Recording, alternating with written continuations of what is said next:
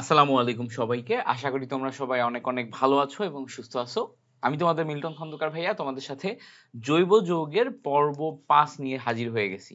আমি একটু দুঃখিত তোমাদের জৈব যৌগের পর্ব ৫ দিতে মাঝখানে ২ দিন লেট হয়ে গেল। লেট হওয়ার কারণ হচ্ছে আমার পরীক্ষা ছিল। আমার ইউনিভার্সিটিতে ফাইনাল ইয়ার চলতেছে। সো ইউনিভার্সিটিতে ফাইনাল ইয়ারের যেই 4-1 সেমিস্টার চলে, এই 4-1 সেমিস্টারের এখন ১০ উইক মতো চলতেছে, মানে একদম লাস্টের দিকে সপ্তাহ। সো এই সময় আমাদের অনেক ক্লাস টেস্ট থাকে, প্রেজেন্টেশন থাকে, ল্যাব ভাইভা থাকে।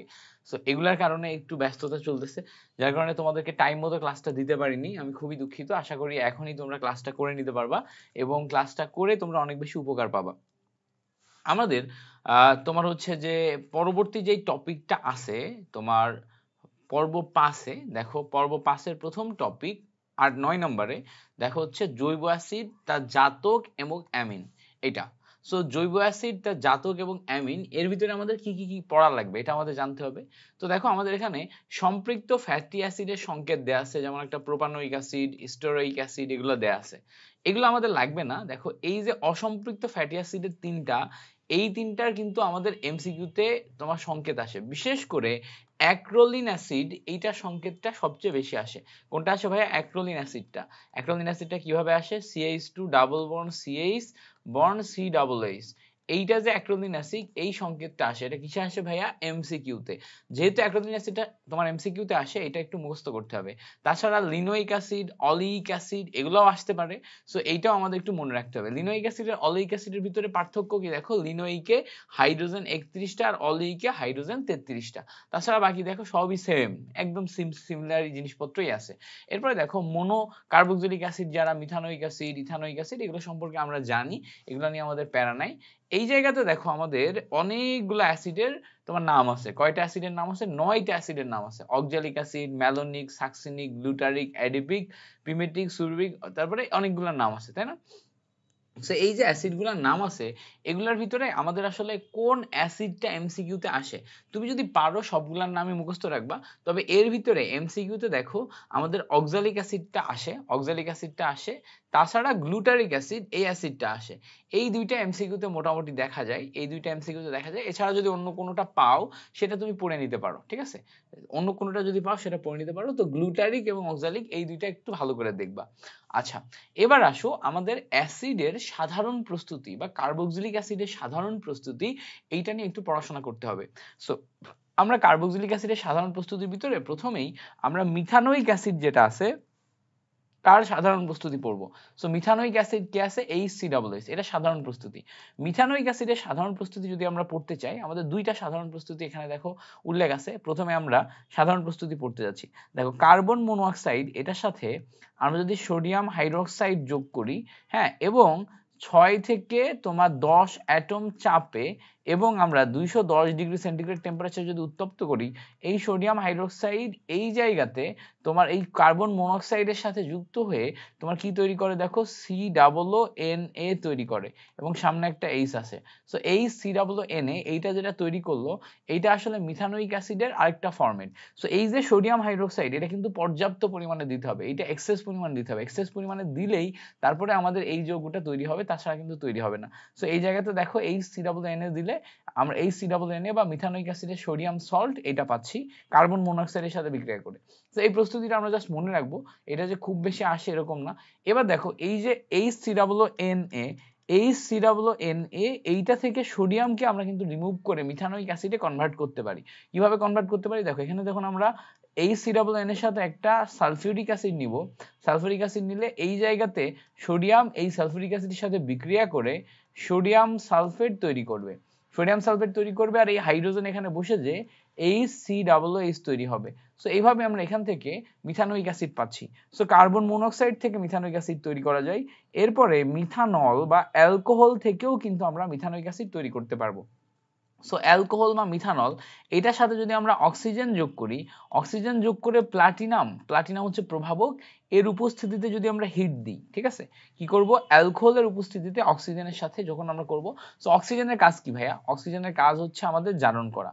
অক্সিজেনের কাজ হচ্ছে জারণ করা। তো সবসময় মাথায় রাখবো, অক্সিজেন যেহেতু জারণ করে, অ্যালকোহলকে জারণ করলে অ্যালডিহাইড, তারপর স্টেজে অ্যাসিড তৈরি হয়। সো প্রথম স্টেজে অ্যালডিহাইড, তারপর স্টেজে অ্যাসিড তৈরি হবে। এখন যেহেতু জারণকে আমরা তীব্র জারণ করতেছি, এ সরাসরি লাস্ট স্টেজে পৌঁছায় যাবে এবং লাস্ট স্টেজে আমরা কি পাবো? অ্যাসিড পাবো। সেই অ্যাসিডের নাম কি? যেহেতু এখানে কার্বন সংখ্যা 1 ছিল, সেখানেও আমাদের কার্বন সংখ্যা 1 হবে। দ্যাট মিনস আমাদের এখানে অ্যাসিড তৈরি হবে হচ্ছে মিথানোইক অ্যাসিড। অ্যাসিড তৈরি হবে কোনটা? Methanoic acid. ঠিক আছে, এইবারটা আমরা তোমাদের হচ্ছে অ্যালকোহলের যেই জারণ, আমরা আরো অনেক ধরনের জারণ করতে পারি। যেমন দেখো, আমরা এই KMnO4 পটাশিয়াম পারম্যাঙ্গানেটকে পটাশিয়াম হাইড্রোক্সাইডের উপস্থিতিতে কিন্তু জারণ করতে পারি। সো এই বিক্রিয়াটা একটু মনে রাখবা, এটা কিন্তু আমাদের অনেক সময় এমসিকিউতে দিয়ে দেয় বা অনেক সময় রিটেনেও আসে যে পটাশিয়াম পারম্যাঙ্গানেট এবং পটাশিয়াম হাইড্রোক্সাইডের বিক্রিয়ায় কি কি তৈরি হয়। পটাশিয়াম পারম্যাঙ্গানেট এবং পটাশিয়াম হাইড্রোক্সাইডের বিক্রিয়ায় K2MnO4 এবং জার্মান অক্সিজেন এবং পানি তৈরি হয়। সো আমরা ধরো একটা টলুইন নিলাম, সো এটা একটা টলুইন। এই যে টলুইনটা আমরা নিলাম, এই টলুইনকে আমরা যদি এখন পটাশিয়াম পারম্যাঙ্গানেট KMnO4 এইটার উপস্থিতিতে জারণ করি, সো এইটার উপস্থিতিতে জারণ করলে এই KMnO4 আমাদের জার্মান অক্সিজেন সাপ্লাই দেয়। তো সাপ্লাই দিলে এখন এই CH3 অংশটাকে সে কি করবে? প্রথমে অ্যালডিহাইড, তারপরে অ্যাসিড বানাই ফেলবে।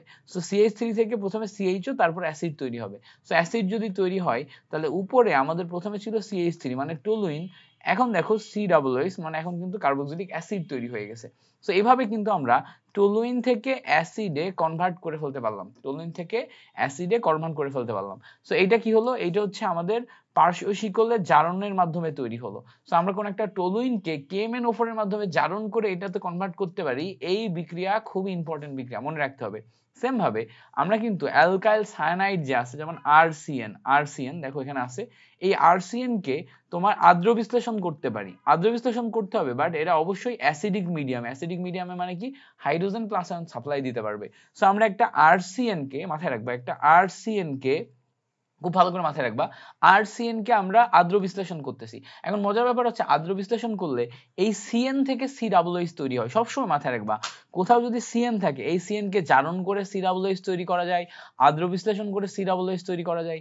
এই সিএন থেকে COOH তৈরি হয়। সো এখানে যেহেতু সিএন, এইটা আদ্র বিশ্লেষিত হয়ে RCOOH এইটাতে কনভার্ট হয়ে যাবে। সো এই জায়গায় দেখো আরসিএন ছিল, এটা RCOOH এ কনভার্ট হয়ে গেছে। সেম ভাবে তুমি হচ্ছে গ্রিগনার বিকারকের সাথে RMGX এর সাথে কনভার্ট করেও কিন্তু RCOOH এবং MgOSX এও কনভার্ট করতে পারো। এই যে গ্রিগনার বিকারকের যে বিক্রিয়া, এই বিক্রিয়ার স্পেসিফিক মেকানিজম আছে। এই মেকানিজমগুলো আমি বেসিক ক্লাসে বেশ ভালোই শেখাই। সো এখানে আমরা আর বেসিক ক্লাসের একদম ডিটেল শেখাচ্ছি না। সো ডিটেল শেখার জন্য আমি চিন্তা করছি যে যেহেতু এই ক্লাসগুলোতে আমি অনেক কিছুরই বেসিক একটু স্কিপ করে গেছি, জাস্ট রিভিউ করে গেছি। হ্যাঁ, বেসিক রিভিউ ক্লাস ছিল আমাদের, হচ্ছে যে ফুললি বেসিক কভার করা হয়নি। তো তোমাদের জন্য দুইটা বেসিক ক্লাস দিলে কেমন হয়, যেই দুইটা বেসিক ক্লাসে তুমি মোটামুটি সবকিছু যা যা আছে রিভিশন দিতে পারবা, বেসিক গুলা, এবং সিস্টেম বুঝে বুঝে রিভিশন দিতে পারবা। সো সেইটা আমি তোমাদেরকে দিব ইনশাল্লাহ, চেষ্টা করব যে এই উইকের ভিতরে দিয়ে দেওয়ার। এই পর্যন্ত যদি তুমি বুঝতে পেরে থাকো, এখন আসো আমাদের অ্যামিন নিয়ে কিছু কথাবার্তায়। অ্যামিন নিয়ে আমাদের অনেক কথাবার্তা আছে, অ্যামিন আমাদের একটু ভালো করেই পড়তে হয়। সো RNH2 এটাকে আমরা অ্যামিন বলি। সো RNH2 অ্যামিন, এটা হচ্ছে 1 ডিগ্রি অ্যামিন। যদি এই যে NH এর এখানে আমাদের 2টা R যুক্ত থাকে, তখন এটাকে আমরা 2 ডিগ্রি অ্যামিন বলি। NH এর এখানে যদি আমাদের 3টা R যুক্ত থাকে, তখন এটাকে আমরা 3 ডিগ্রি অ্যামিন বলি। NH এর এই নাইট্রোজেনের উপর যেহেতু এক জোড়া মুক্ত জোড় ইলেকট্রন আছে, এখানে আরো একটা R যুক্ত হইতে পারে। সো যদি 4টা R যুক্ত হয়, তখন এটা প্লাস হয়ে যায়, তখন সেটাকে আমরা কোয়াটারনারি সল্ট বলি বা লবণ বলি বা 4 ডিগ্রি অ্যামিন বলি। সো দেখো 1 degree amine, 2 degree amine, 3 degree amine, 4 degree amine বা কোয়াটারনারি সল্ট বা কোয়াটারনারি মূলক, কোয়াটারনারি লবণ, এগুলো আমাদের একটু মুখস্থ করতে হবে, একটু মুখস্থ করে জানতে হবে যে আমাদের অ্যামিনের কয়টা ফরম্যাট আছে। আচ্ছা, অ্যামিনের উপরে দেখো, বেনজিনের উপর যদি অ্যামিন থাকে, NH2 থাকে, এটাকে বলা হচ্ছে অ্যানিলিন। এটা আমাদের মনে রাখতে হবে যে বেনজিনের উপর NH2 মানে সেটার নাম হচ্ছে কি? অ্যানিলিন। এবার আসো দেখো, আমরা যখন অ্যামিনের প্রস্তুতি পড়বো, তখন আমরা অনেক ধরনের প্রস্তুতি পাবো। এর ভিতরে প্রথম যেই প্রস্তুতি, সেটা হচ্ছে আমাদের এই জায়গাটা। সো এখানে প্রথম প্রস্তুতিটা হচ্ছে একটা, দেখো, নাইট্রাইল এবং আইসোনাইট্রাইল থাকে। সো নাইট্রাইলের সংকেত কি? CH3CN, এইটাকে বলা হচ্ছে নাইট্রাইল। হ্যাঁ, সো CH3CN এটাকে বলে নাইট্রাইল। সো CN মানে C ট্রিপল বন্ড N। এই নাইট্রাইলকে তুমি যদি লিথিয়াম অ্যালুমিনিয়াম হাইড্রাইড মানে বিজারক, এটার উপস্থিতিতে, এর পাশাপাশি এখানে ড্রাই ইথার আছে। So dry ether, lithium aluminium hydride, এটার উপস্থিতিতে তুমি যদি বিজারণ করলে লিথিয়াম অ্যালুমিনিয়াম হাইড্রাইড এখানে পর্যাপ্ত পরিমাণে হাইড্রোজেন দিতে পারবে। সো এই যে পর্যাপ্ত পরিমাণে হাইড্রোজেন, এইটা এসে যদি বিক্রিয়া করে, তাহলে দেখো এই জায়গাতে CH3 CH2 NH2 এইটা তৈরি হয়, CH3 CH2 NH2 এটা তৈরি হয়। সো এই যে পর্যাপ্ত পরিমাণ হাইড্রোজেনের উপস্থিতিতে আমরা CH3 CH2 NH2 পাচ্ছি, CH3 CH2 NH2 পাচ্ছি, তার মানে আমরা নাইট্রাইল থেকে লিথিয়াম অ্যালুমিনিয়াম হাইড্রাইডের উপস্থিতিতে বিক্রিয়া করে কি পাচ্ছি আমরা 1 ডিগ্রি অ্যামিন পাচ্ছি। খেয়াল করে দেখো এটা 1 ডিগ্রি অ্যামিন। এখন বলবো ভাই এটা কিভাবে হলো? দেখো যেখানে আমাদের এই জায়মান হাইড্রোজেন থাকে, জায়মান হাইড্রোজেনের কাজ হচ্ছে দ্বিবন্ধন ত্রিবন্ধনগুলোকে ভেঙে সিঙ্গেল বন্ধনে কনভার্ট করে দেয়া, এবং ওই সিঙ্গেল বন্ধনে যত সিঙ্গেল বন্ধন আছে প্রত্যেকটা হাত হাইড্রোজেন দিয়ে প্রতিস্থাপন করা। সো যেহেতু এই জায়গায় আমরা হাইড্রোজেন দিয়ে প্রতিস্থাপন করতে পারতেছি, দ্যাট মিনস এই জায়গা থেকে আমরা কিন্তু প্রত্যেকটা দেখো এই জায়গাতে CH2 NH2 হয়ে গেছে। এখন আমাদের পরবর্তী দেখো আরেকটা যৌগ আছে, সেটাকে বলে আইসোনাইট্রাইল। আইসোনাইট্রাইল আর নাইট্রাইলের সংকেত কি? দেখো এখানে C ট্রিপল বন্ড N ছিল, এখানে N ডাবল বন্ড C হবে। অর্থাৎ এই জায়গাতে কার্বনের 4টা হাত ছিল, এখানে কার্বনের 2টা হাত। N ডাবল বন্ড C হলে তখন সেটাকে আইসোনাইট্রাইল বলে। সেম ভাবে এটাকেও যদি আমরা লিথিয়াম অ্যালুমিনিয়াম হাইড্রাইডের উপস্থিতিতে বিজারণ করি, তখন এই জায়গার যে ডাবল বন্ড, এই ডাবল বন্ড ভেঙে যাবে, ভেঙে যে হাত খুলে যাবে। সো ভেঙে যে হাত খুলে গেলে CH3, তারপরে N, তারপরে বন্ড এখানে H, তারপরে দেখো CH3। সো এরকম যদি হয়, দেখো তো নাইট্রোজেনের 3টা হাত ফিল আপ হয়েছে কিনা? উত্তর হচ্ছে হয়েছে।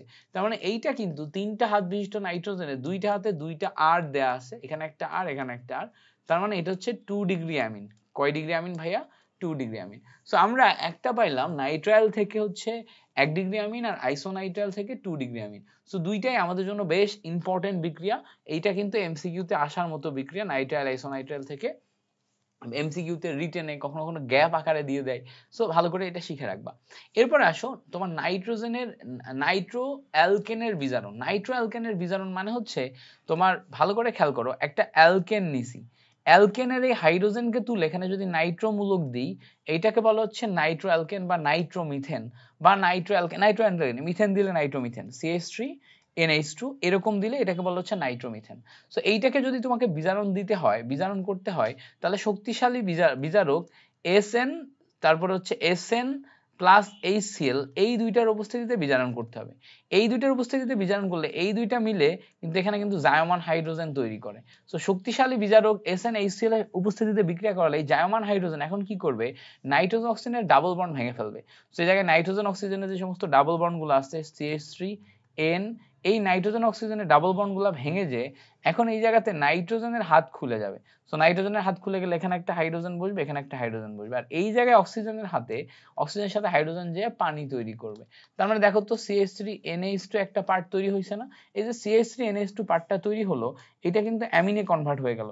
তার মানে আমরা নাইট্রোমিথেনকে বা নাইট্রো অ্যালকেনকে SnHCl এর উপস্থিতিতে বিজারণ করে, SnHCl এর উপস্থিতিতে বিজারণ করলে তোমার অ্যামিনে কনভার্ট করতে পারতেছি। তার মানে আমরা কি দেখলাম এতক্ষণ ধরে? আমরা অ্যামিনের তোমার হচ্ছে প্রস্তুতি দেখলাম। এবার বলছে দেখো অ্যামাইড হতে অ্যামিন, অ্যামাইড হতে আমরা অ্যামিন কিভাবে তৈরি করব? অ্যামাইডের আগে বেসিক সংকেত দেখতে হবে। অ্যামাইডের সংকেত হচ্ছে RCONH2, এটাকে আমরা বলি হচ্ছে অ্যামাইড। যেমন দেখো CH3 CONH2, এটাকে আমরা বলি হচ্ছে অ্যামাইড। সো এই যে অ্যামাইডটা নিলাম, এই অ্যামাইডকে আমরা যদি লিথিয়াম অ্যালুমিনিয়াম হাইড্রাইড এইটার উপস্থিতিতে বিজারণ করি, বিজারণ করলে এখানে আমরা পর্যাপ্ত পরিমাণ জায়মান হাইড্রোজেন পাবো। সো এই বিজারকের কাজ কি? বিজারকের কাজ হচ্ছে এই কার্বন অক্সিজেন যে ডাবল বন্ড, এটাকে ভেঙে ফেলে এই জায়গাতে হাইড্রোজেন দেয়া। সো হাইড্রোজেন দিলে CH3 CH2 NH2 এটা তৈরি হয়ে যায়, ঠিক আছে? CH3 CH2 NH2 এটা তৈরি হয়ে যায় এবং অক্সিজেনের সাথে বিক্রিয়া করে আমাদের এখানে পানি তৈরি করে।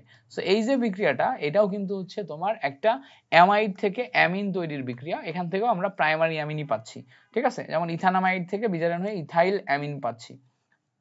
সো এই বিক্রিয়াগুলো তুমি হচ্ছে কি করবা? লিখে লিখে প্র্যাকটিস করবা। কি করবা ভাইয়া? লিখে লিখে প্র্যাকটিস করবা, তাহলে তোমার মনে থাকবে। এরপরে আসো আমাদের সবচেয়ে গুরুত্বপূর্ণ বিক্রিয়া, সেটা হচ্ছে হফম্যান ক্ষুদ্রাংশকরণ বিক্রিয়া। এটা 7 স্টার বিক্রিয়া। প্রথম কথা, হফম্যান ক্ষুদ্রাংশকরণ বিক্রিয়া থেকে কি প্রশ্ন আসে? বলে নিচের কোনটি হফম্যান ক্ষুদ্রাংশকরণ বিক্রিয়ায় অংশগ্রহণ করে? সবসময় মাথায় রাখতে হবে প্রাইমারি অ্যামিন হফম্যান ক্ষুদ্রাংশকরণ বিক্রিয়ায় অংশগ্রহণ করে। তার মানে RNH2, ঠিক আছে? প্রাইমারি না, হ্যাঁ, নিচের কোনটি হফম্যান ক্ষুদ্রাংশকরণ বিক্রিয়ায় উৎপন্ন হয়? প্রাইমারি অ্যামিন উৎপন্ন হয়। আর তোমার হফম্যান ক্ষুদ্রাংশকরণ বিক্রিয়া করানোর জন্য আমাদের প্রয়োজন হয় হচ্ছে অ্যাসিড অ্যামাইড। সো অ্যাসিড অ্যামাইডের সংকেত হচ্ছে RCONH2, এটা হচ্ছে অ্যাসিড অ্যামাইড। সো এটা হচ্ছে RCONH2। এর সাথে আমাদের হফম্যান ক্ষুদ্রাংশকরণ বিক্রিয়া করার জন্য ব্রোমিন দ্রবণের প্রয়োজন হয়, সাথে সোডিয়াম হাইড্রোক্সাইডের প্রয়োজন হয়। সো তোমাকে বলবে নিচের কোনটি হফম্যান ক্ষুদ্রাংশকরণ বিক্রিয়া দেয়, তখন তোমাকে অপশনে ব্রোমিন এবং সোডিয়াম হাইড্রোক্সাইড দাগাইতে হবে। কি করতে হবে ভাইয়া? ব্রোমিন এবং সোডিয়াম হাইড্রোক্সাইড দাগাতে হবে। সো ব্রোমিন এবং সোডিয়াম হাইড্রোক্সাইড আমাদের হফম্যান ক্ষুদ্রাংশকরণ বিক্রিয়ায় অংশগ্রহণ করে। সো যেহেতু ব্রোমিন এবং সোডিয়াম হাইড্রোক্সাইড হফম্যান ক্ষুদ্রাংশকরণ বিক্রিয়ায় অংশগ্রহণ করে, আমাদের এটা কিন্তু এমসিকিউ আসবে। সো এইটা এমসিকিউ, এইটা এমসিকিউ। এখন আসো কিভাবে এই বিক্রিয়াটা ঘটে। দেখো এই বিক্রিয়া ঘটার একটা স্পেশাল টেকনিক আছে। টেকনিকটা হচ্ছে এই সোডিয়াম হচ্ছে এর চরিত্র খারাপ, এ অত্যন্ত সক্রিয়, যাকে পায় তার সাথে বিক্রিয়া করে, মানে তাকে নিয়ে ভেগে যায়। সো প্রথমে এই সোডিয়াম এই ব্রোমিনের সাথে বিক্রিয়া করে সোডিয়াম ব্রোমাইড তৈরি করবে। এখন সোডিয়াম ব্রোমাইড তৈরি করার পরে যেহেতু চরিত্র খারাপ, এর তো সমস্যা আছে, সমস্যা তো এখন সমাধান হয়নি। এ কি করবে? আবার এই সুন্দরীকে দেখে আবার প্রেমে পড়ে যাবে। প্রেমে পড়ে যে এর সাথে আবার বিক্রিয়া করার চেষ্টা করবে। এখন এই সোডিয়াম এই কার্বনেট অংশটার সাথে বিক্রিয়া করে তৈরি করে হচ্ছে সোডিয়াম কার্বনেট। এখন দেখো এই যে সোডিয়াম, এ হচ্ছে অনেকটা ডিপজল টাইপের মানুষজন। ডিপজল টাইপের মানুষজন কি পাওয়ার দেখায়, যারে খুশি তারে নিয়ে ভেগে চলে যাইতে পারে, যারে খুশি তারে তুলে নিয়ে যাইতে পারে। তো এখন যদি তুলে নিয়ে চলে যায়, বলো এই ডিপজলের এগেইনস্টে এই আমাদের অ্যাসিড অ্যামাইড যে আছে, এ কি কোনো ব্যবস্থা নিতে পারবে? না, এ তো পাওয়ারফুল, এ তো হাসিনার লোক।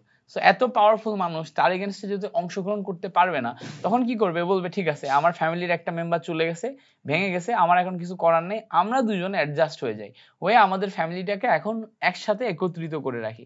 সো তারা দুজন অ্যাডজাস্ট হয়ে যে আর NH2 গঠন করবে। সো এইভাবে আমাদের কি তৈরি হলো, যে সোডিয়াম ব্রোমাইড তৈরি হলো, সোডিয়াম কার্বনেট তৈরি হলো এবং আর NH2 তৈরি হলো। এই যে আর NH2 তৈরি হলো, এটাকে বলা হচ্ছে প্রাইমারি অ্যামিন বা 1 ডিগ্রি অ্যামিন।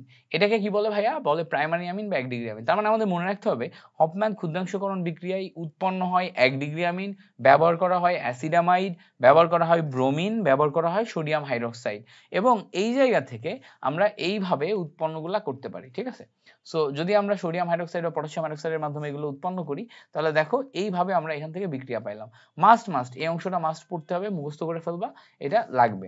চাইলে এই অংশটা পড়তে পারো, এটা খুব একটা আসে না, খুব একটা আসে না। আচ্ছা, এখানে এরা শনাক্তকরণ এবং সক্রিয়তার ক্রম এগুলা কেন জানি দেখায়নি। হ্যাঁ, সো এই জায়গাতে একটা খুব ইম্পর্টেন্ট কোশ্চেন। সো অ্যামিনের ক্ষার ধর্মের সক্রিয়তার ক্রম মনে রাখবা 213, তারপরে অ্যামোনিয়া, তারপর হচ্ছে অ্যামোনিয়া, তারপর হচ্ছে অ্যানিলিন। এইটা হচ্ছে অ্যামিনের ক্ষার ধর্মের সক্রিয়তার ক্রম। মানে একটা অ্যামিন কত বেশি ক্ষারীয় সেটা ডিপেন্ড করে হচ্ছে 2 degree amine, 1 degree amine, 3 degree amine, ammonia, aniline এগুলার উপর। So 2 degree amine, 1 degree amine, ammonia, aniline এগুলার উপর ডিপেন্ড করে আমরা আইডেন্টিফাই করতে পারি। 2 ডিগ্রি অ্যামিন মানে কি? NH, এই সাইডে একটা আর থাকবে, এই সাইডে একটা আর থাকবে, এটা কিন্তু 2 ডিগ্রি অ্যামিন। সো এবার আমাদের বিভিন্ন জায়গায় প্রশ্ন আসবে, তখন আমাদের আইডেন্টিফাই করতে হবে। প্রথম প্রশ্নটা আমরা একটু দেখি, বলছে কোনটি ফেলিং দ্রবণের সাথে বিক্রিয়া করে। এখন দেখো এখানে যারা যারা আছে, এইটা অ্যালকোহল, এইটা কিটোন, তারপরে এইটা কার্বক্সিলিক অ্যাসিড। সো কিটোন বিক্রিয়া করে না, অ্যালকোহল করে না, কার্বক্সিলিক অ্যাসিড করে না। এইটাও একটা অ্যাসিড যেটা মিথানোইক অ্যাসিড। এটা কি করে? আমরা জানি ফেলিং দ্রবণের সাথে অ্যালডিহাইড বিক্রিয়া করে। অ্যালডিহাইড মানে কি? অ্যালডিহাইড মানে হচ্ছে CHO বিক্রিয়া করে। এখন এই COO যে অংশটা আছে, এটার দিকে যদি আমরা তাকাই, দেখো এই COO এ অক্সিজেনের সাথে ডাবল বন্ড, এখানে O, এখানে H আছে, এখানে হাইড্রোজেন আছে।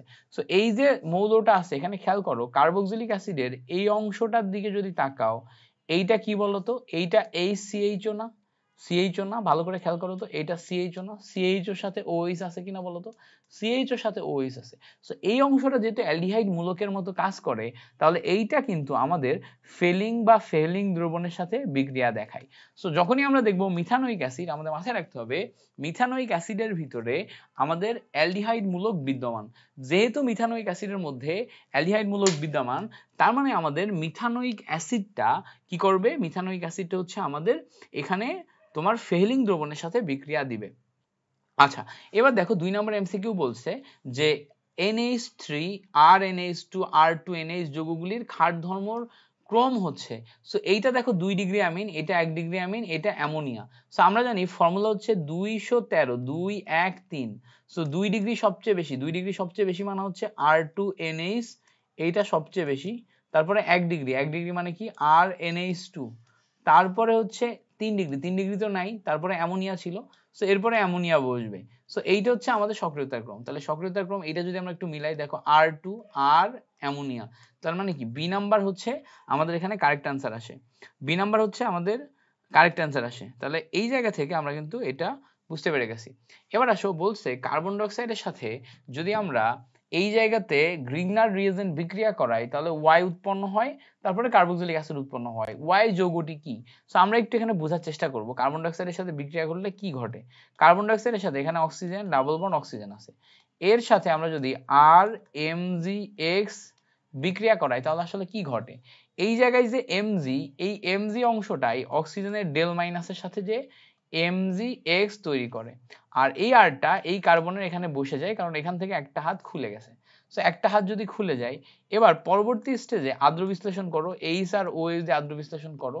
সো এই এইচটা এখানে চলে যাবে, এখানে যে বিক্রিয়া করবে, এখানে যে বিক্রিয়া করলে এমজি ওএইচ এক্স তৈরি হবে, আর এই জায়গাতে ওএইচ যেটা আছে সেটা এখানে যে বসে যাবে, বসে গেলে আর সি ডাবল বন্ড ও এখানে ওএইচ বসবে। তার মানে এই বিক্রিয়াতে আমরা প্লাস মাইনাস করে বিক্রিয়া করে দেখো MgOH আর RCOH পাইছি। সো RCOH তো এটা, তাহলে এই জায়গায় যেটা তৈরি হয়েছিল সেটা আসলে এই ইন্টারমিডিয়েট যৌগটা না, এই ইন্টারমিডিয়েট যৌগটা এখানে তৈরি হয়েছিল। ইন্টারমিডিয়েট যৌগটা কি? RC ডাবল বন্ড ও তারপরে OMgX। সো এটা দেখো তো RCOOMgX, এটা না বি নাম্বারটা না, এইটার সাথে মিল পাও কিনা? বি নাম্বারটার সাথে মিল পাও। সো এই জায়গা থেকে কিন্তু আমরা এটা অনায়াসে করতে পারি। এবার এখানে আমাদের একটা জিনিস মনে রাখতে হবে, এই বিক্রিয়াটা করার সময় একটা বেসিক আছে, যে বেসিকটা আমি তোমাকে দেখাইনি।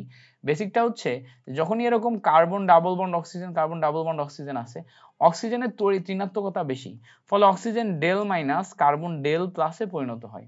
এবার আমাদের এখানে আর এমজিএক্স যেই পার্টটা আছে ভালো করে খেয়াল করবা, এই আর এমজিএক্স পার্টের ভিতরে আর হচ্ছে মাইনাস আর এমজিএক্সটা প্লাস হিসেবে কাজ করে।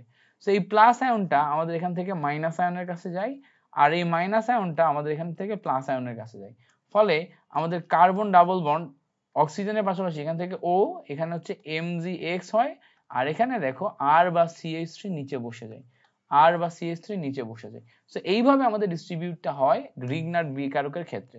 সো গ্রিগনার বিকারকের ক্ষেত্রে যদি এভাবে ডিস্ট্রিবিউট হয়, এভাবে কিন্তু আমরা অ্যান্সারটা পেয়ে যাই। এবার বলছে দেখো 1 ডিগ্রি 2 ডিগ্রি 3 ডিগ্রি অ্যামিনের মধ্যে পার্থক্য নির্ণয়ের জন্য কোনটি ব্যবহার হয়। এটা মাথায় রাখতে হবে, 1 ডিগ্রি 2 ডিগ্রি 3 ডিগ্রি অ্যামিনের মধ্যে পার্থক্য নির্ণয়ের জন্য আমরা নাইট্রাস অ্যাসিড ব্যবহার করি, নাইট্রাস অ্যাসিড, এবং এটার বিক্রিয়া আছে, বিক্রিয়াটা হচ্ছে আমরা মেইন বই থেকে একটু দেখে নিব। ঠিক আছে, বিক্রিয়াটা আমরা একটু মেইন বই থেকে দেখে নিব। মেইনলি এখানে আমাদের এটা তোমার নাইট্রাস অ্যাসিড ব্যবহার হয়, এটা মনে রাখতে হবে। ওকে, এবার বলছে দেখো কোনটি তীব্র অ্যাসিড। সো অ্যাসিডের তীব্রতার ক্ষেত্রে আমাদের মনে রাখতে হবে যে অ্যাসিডে অ্যালকাইল গ্রুপ যত বেশি তার তীব্রতা তত কম, আর এর ভ্যালু যত বেশি হবে তীব্রতা তত কমে যাবে। সো দেখো এখানে একটা আর আছে, এইটাই একটা আর আছে, এইটাই দুইটা আর আছে, এইটাই তিনটা আর আছে, এইটাই দেখো কোনো আর নাই, তাই না? তাহলে যেইটা আর সবচেয়ে কম তার তীব্রতা সবচেয়ে বেশি, তার মানে ডি নাম্বারে আমাদের তীব্রতা সবচেয়ে বেশি হবে। এবার বলছে দেখো কোন যৌগকে সোডিয়াম হাইড্রোক্সাইড সহযোগে উত্তপ্ত করার পর তাতে HCl যোগ করলে সাদা ধোঁয়া উৎপন্ন হয়। সো এখানে এমন কোন যৌগ আছে যেটাকে আমরা প্রথমে সোডিয়াম হাইড্রোক্সাইড সহযোগে উত্তপ্ত করব, তারপরে HCl দিব, দিলে এখানে আমাদের সাদা ধোঁয়া তৈরি হবে। সো আমাদের প্রথম যে এ নাম্বার যৌগটা আছে এটার দিকে যদি তাকাই, এ নাম্বার যৌগ মানে বেনজিন, বেনজিনের উপরে আমরা CONH2 নিছি। সো এই CONH2 নিলে এখান থেকে যদি আমরা এখন সোডিয়াম হাইড্রোক্সাইড নিই, তাহলে এখানে একটা মজার ব্যাপার ঘটে। সোডিয়াম হাইড্রোক্সাইড নিলে এই সোডিয়াম হাইড্রোক্সাইডের যে পার্ট NOA, এই অংশটা তোমার এই বেনজিনের উপরে CO অংশের সাথে চলে যে COONA তৈরি করে, এবং এখান থেকে হাইড্রোজেনটা অ্যামোনিয়ার সাথে যে NH3 তৈরি করে। এখন NH3 অ্যামোনিয়া তো গ্যাস, সো এই NH3 অ্যামোনিয়া গ্যাস এর সাথে যদি এখন আমরা একটা HCl যোগ করি, তাহলে বিক্রিয়া করে অ্যামোনিয়াম ক্লোরাইড তৈরি করবে, যেটা হচ্ছে সাদা ধোঁয়া। তার মানে এই জায়গাতে আমাদের যে সি নাম্বারটা আছে, এ নাম্বারটা আছে, এ নাম্বারটা সোডিয়াম হাইড্রোক্সাইড এবং HCl সহযোগে যদি বিক্রিয়া করে, তাহলে অ্যামোনিয়াম ক্লোরাইডে সাদা ধোঁয়া সৃষ্টি করতে পারে। সো এই জায়গা থেকে আমরা এ নাম্বারকে পাচ্ছি হচ্ছে রাইট আনসার হিসেবে। সো আশা করি এই জিনিসটা আমরা ক্লিয়ারলি বুঝতে পারছি। যদি বুঝতে পারো তাহলে কমেন্ট সেকশনে লিখো ভাইয়া ইয়েস বুঝতে পারছি। সো আমরা যেখানে ছিলাম, আমাদের পরবর্তী এমসিকিউটা দেখো। পরবর্তী এমসিকিউ বলছে যে কোন অ্যাসিডটির অনুবন্ধী ক্ষারক সবচেয়ে দুর্বল। সো আমরা জানি শক্তিশালী অ্যাসিডের অনুবন্ধী ক্ষারক সবচেয়ে দুর্বল, মানে শক্তিশালী অ্যাসিডের অনুবন্ধী ক্ষারক দুর্বল হয়। সো সবচেয়ে দুর্বল মানে এর যে আসল অ্যাসিডটা সেটা সবচেয়ে শক্তিশালী। সো এখানে আমাদের ক্ষারক গুলা তো দেয়া নাই, আমাদের দেয়া আছে অ্যাসিডটা। তার মানে দুর্বল ক্ষারকের অ্যাসিড বের করতে হবে, তার মানে অ্যাসিডটা হবে শক্তিশালী। সো আমাদের এখানে বের করতে হবে যে কোন অ্যাসিডটা সবচেয়ে শক্তিশালী। সো আমরা জানি যে কোন একটি অ্যাসিডে আর যত বাড়ে অ্যাসিড তত দুর্বল হয়, তাই না? আর আমরা এটাও জানি যে কোন একটি অ্যাসিডে ক্লোরিন সংখ্যা যত বাড়ে অ্যাসিড তত শক্তিশালী হয়। সো আলফা কার্বনে ক্লোরিন সংখ্যা যত বৃদ্ধি পায় অ্যাসিড তত শক্তিশালী হয়। এখানে দেখো আমাদের আলফা কার্বনে ক্লোরিন সংখ্যা একটা, এখানে দুইটা, এখানে তিনটা। সো আলফা কার্বনে ক্লোরিন সংখ্যা যেহেতু এখানে সবচেয়ে বেশি, তাহলে এই অ্যাসিডটা সবচেয়ে বেশি শক্তিশালী। সো মাথায় রাখতে হবে যে কোন একটি কার্বনে ক্লোরিন সংখ্যা যত বেশি হবে অ্যাসিডটি তত বেশি শক্তিশালী হবে। কোন একটি কার্বনে ক্লোরিন সংখ্যা যত বেশি অ্যাসিডটি তত বেশি শক্তিশালী। এবার বলছে দেখো তোমার 8 নাম্বার বলছে CH3COOR প্লাস হাইড্রোজেন মানে পানি HCl এর উপস্থিতিতে যদি বিক্রিয়া করাও তাহলে কি ঘটবে। সো এইটা একটা চমৎকার বিক্রিয়া। এই বিক্রিয়ার মাধ্যমে আমরা কি পাচ্ছি দেখো, একটা তো আমরা অ্যালকোহল পাচ্ছি, সো বাকি আমাদের কি ঘটবে ভালো করে খেয়াল করলে দেখবা CH3COOR এটা দেয়া আছে, সাথে পানি মানে H এবং OH দেয়া আছে। সো ROH পাইছি মানে কি এই R এর সাথে এই OH চলে গেছে ROH। সো বাকি এই হাইড্রোজেন এখানে এসে বসে গেলে CH3COOH পাই না আমরা, CH3COOH পাই। এই যে CH3COOH পাই, এই CH3COOH হচ্ছে কার্বক্সিলিক অ্যাসিড, তাই না? এই CH3COOH কি? CH3COOH হচ্ছে কার্বক্সিলিক অ্যাসিড। এখন বলো তো কার্বক্সিলিক অ্যাসিড শনাক্তকরণে আমরা কোনটা ব্যবহার করি? আমাদের মাথায় রাখতে হবে যে 5% সোডিয়াম বাইকার্বনেট এটা আমরা ব্যবহার করি হচ্ছে কার্বক্সিলিক অ্যাসিড CH3COOH শনাক্তকরণের জন্য। সো কার্বক্সিলিক অ্যাসিড শনাক্তকরণের জন্য আমরা 5% সোডিয়াম কার্বনেট ব্যবহার করি। তার মানে এই জায়গাতে এ নাম্বার হবে হচ্ছে আমাদের কারেক্ট আনসার। এবার বলছে দেখো কোনটি পিকেবি এর মান সবচেয়ে কম। সো কোনটির ক্ষেত্রে পিকেবি এইটার মান সবচেয়ে কম হবে। সো পিকেবি এর মান কখন কম হবে? আমাদের এখানে একটা ট্রিক মনে রাখতে হবে যে যেইটা কেবি মানে তো খাট, তাই না? সো পিকেবি এর মান কম, পিকেবি এর মান কম মানে কেবির মান বেশি, আর কেবির মান যত বেশি তত শক্তিশালী ক্ষার, তত কি শক্তিশালী ক্ষার। এখন বলবা ভাইয়া এই জিনিসটা তো বুঝলাম না। দেখো pKb equals to minus log of Kb. So এই জায়গাতে দেখো সম্পর্ক যদি দেখো তাহলে Kb equals to 10 to the power minus p Kb হয়, ঠিক আছে? সো এই জায়গায় কেবির সাথে পিকেবি সম্পর্ক আসে হচ্ছে ব্যস্ত আনুপাতিক সম্পর্ক। 10 টু দি পাওয়ার যেহেতু মাইনাস, তার মানে ব্যস্ত আনুপাতিক সম্পর্ক, অর্থাৎ কেবি বাড়াইলে পিকেবি কমে, কেবি কমাইলে পিকেবি বাড়ে। সো যেহেতু পিকেবির মান কম মানে কেবির মান বেশি, কেবির মান বেশি মানে ক্ষারটি শক্তিশালী। তাহলে এখন একটা শক্তিশালী ক্ষার খুঁজে বের করতে হবে। সো এই জায়গায় যে ক্ষারগুলো আছে এর ভিতরে শক্তিশালী ক্ষার কোনটা? আমরা জানি ক্ষারের সক্রিয়তার ক্রম অ্যামিনের ক্ষেত্রে হচ্ছে 213, তারপরে হচ্ছে অ্যামোনিয়া, তারপরে হচ্ছে অ্যানিলিন। সো 213 মানে কি 2 ডিগ্রি অ্যামিনের ক্ষেত্রে সবচেয়ে ক্ষার শক্তিশালী বেশি। সেখানে দেখো 2 ডিগ্রি অ্যামিন সি নাম্বারে দেয়া আছে, তার মানে সি নাম্বার আমাদের এখানে কারেক্ট অ্যান্সার হবে। বুঝতে পারছো? জিনিসটা কিন্তু এভাবে খুব চমৎকার ভাবে কাজ করে। এবার বলছে যে অ্যামিনের ক্ষারত্বের সঠিক ক্রম কোনটি? আমরা একটু আগেই দেখলাম 213 অ্যামোনিয়া অ্যানিলিন। সো দেখো 2 ডিগ্রি, তারপর 1 ডিগ্রি, তারপর 3 ডিগ্রি মানে 2 1 3 213, তারপর অ্যামোনিয়া, তারপর বেনজিনের উপর NH2 থাকা মানে কি অ্যানিলিন। তার মানে অপশন এ আমাদের এটা হচ্ছে কারেক্ট অ্যান্সার। এবারটা 11 নাম্বার বলতেছে যে CH3CH2 double bond CO, CH2C double bond COO, CH2CH3 অ্যাস্টারটিতে কোন হাইড্রোজেন বেশি অম্লীয়? সেখানে যে অ্যাস্টার আছে এর ভিতরে কোন হাইড্রোজেনটা বেশি অম্লীয় সেটা আমাদের খুঁজে বের করতে হবে। সো আমাদের এখানকার 3 নাম্বার যে হাইড্রোজেনটা আছে এই 3 নাম্বার কার্বনের হাইড্রোজেন বেশি অম্লীয়। কেন জানো?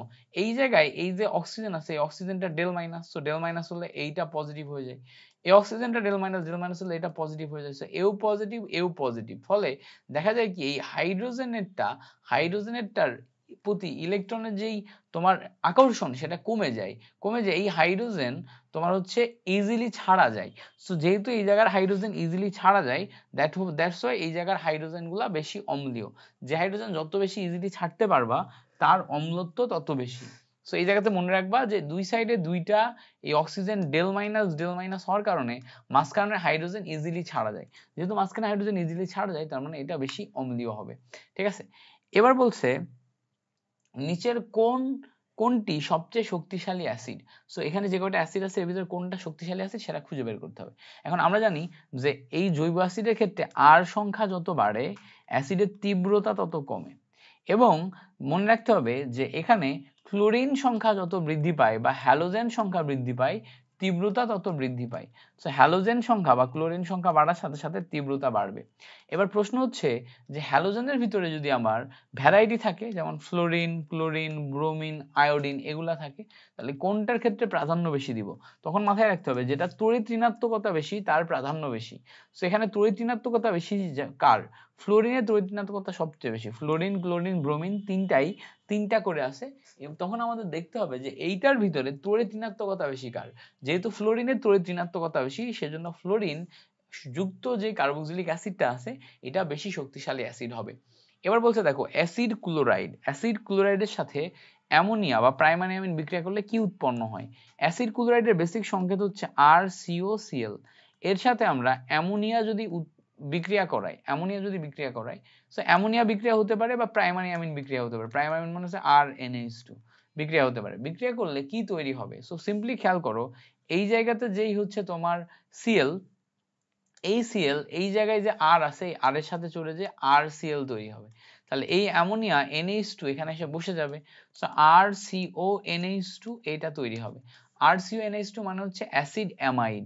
তার মানে এই জায়গাতে তুমি অ্যামোনিয়া নাও আর RNH2 নাও, যেটাই নাও, এখানে RCl বা HCl তৈরি করার মাধ্যমে RCONH2 এটা তৈরি হবে। সো RCONH2 তৈরি হলে এটা হচ্ছে তখন আমাদের অ্যাসিড অ্যামাইড তৈরি করে দেয়। কি তৈরি করে দেয় ভাইয়া? অ্যাসিড অ্যামাইড তৈরি করে দেয়। এবার বলছে দেখো হফম্যান ক্ষুদ্রাংশকরণ বিক্রিয়ায় কি উৎপন্ন হয়? আমরা জানি হফম্যান ক্ষুদ্রাংশকরণ বিক্রিয়ায় প্রাইমারি অ্যামিন উৎপন্ন হয়। বিক্রিয়াটা দেখছিলাম হফম্যান ক্ষুদ্রাংশকরণ বিক্রিয়ায় RCONH2 এটা থাকে আমাদের অ্যাসিড অ্যামাইড, যেটা এটা থাকে হচ্ছে আমাদের প্রাথমিক যৌগ। এর সাথে আমরা ব্রোমিন নিই, ব্রোমিনের সাথে আমরা সোডিয়াম হাইড্রোক্সাইড বা পটাশিয়াম হাইড্রোক্সাইড নিই, এবং আমি বলছিলাম পটাশিয়াম ব্রোমিনের সাথে বিক্রিয়া করে প্রথমে পটাশিয়াম ব্রোমাইড, তারপরে এই পটাশিয়াম এই অংশের সাথে বিক্রিয়া করে তোমার K2CO3 তৈরি করে। ঠিক আছে, K2CO3 তৈরি করলে এই RNH2 এর সাথে অ্যাড হয়ে যে RNH2 তৈরি করে। সেই RNH2 তৈরি করলে এইটাই হচ্ছে আমাদের এখানকার প্রাইমারি অ্যামিন। এবার বলছে অ্যাস্টারের অম্লীয় আদ্র বিশ্লেষণে কি উৎপন্ন হয়?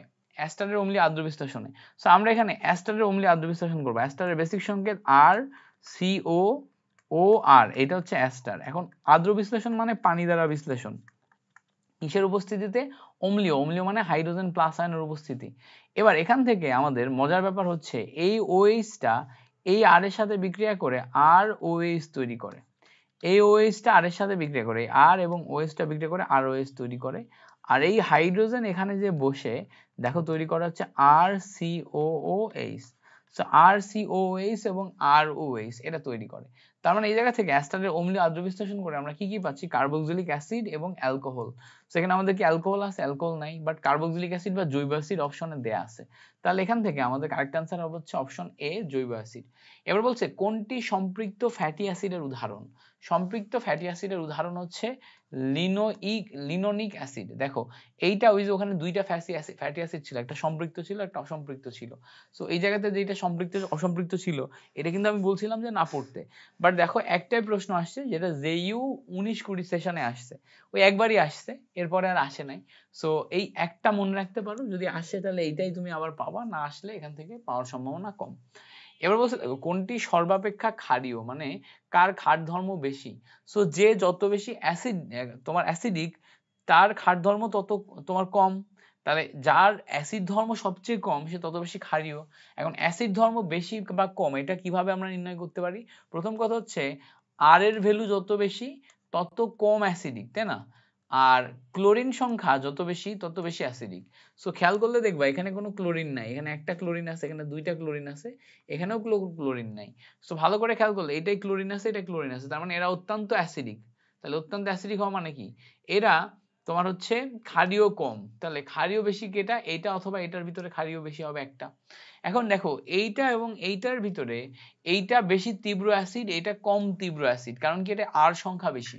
সো এটা যেহেতু কম তীব্র অ্যাসিড হলে এর ক্ষারত্ব বেশি হবে। যার অ্যাসিডের তীব্রতা কম তার ক্ষারের তীব্রতা বেশি। আবার বলি, যার অ্যাসিডের তীব্রতা কম তার ক্ষারের তীব্রতা বেশি।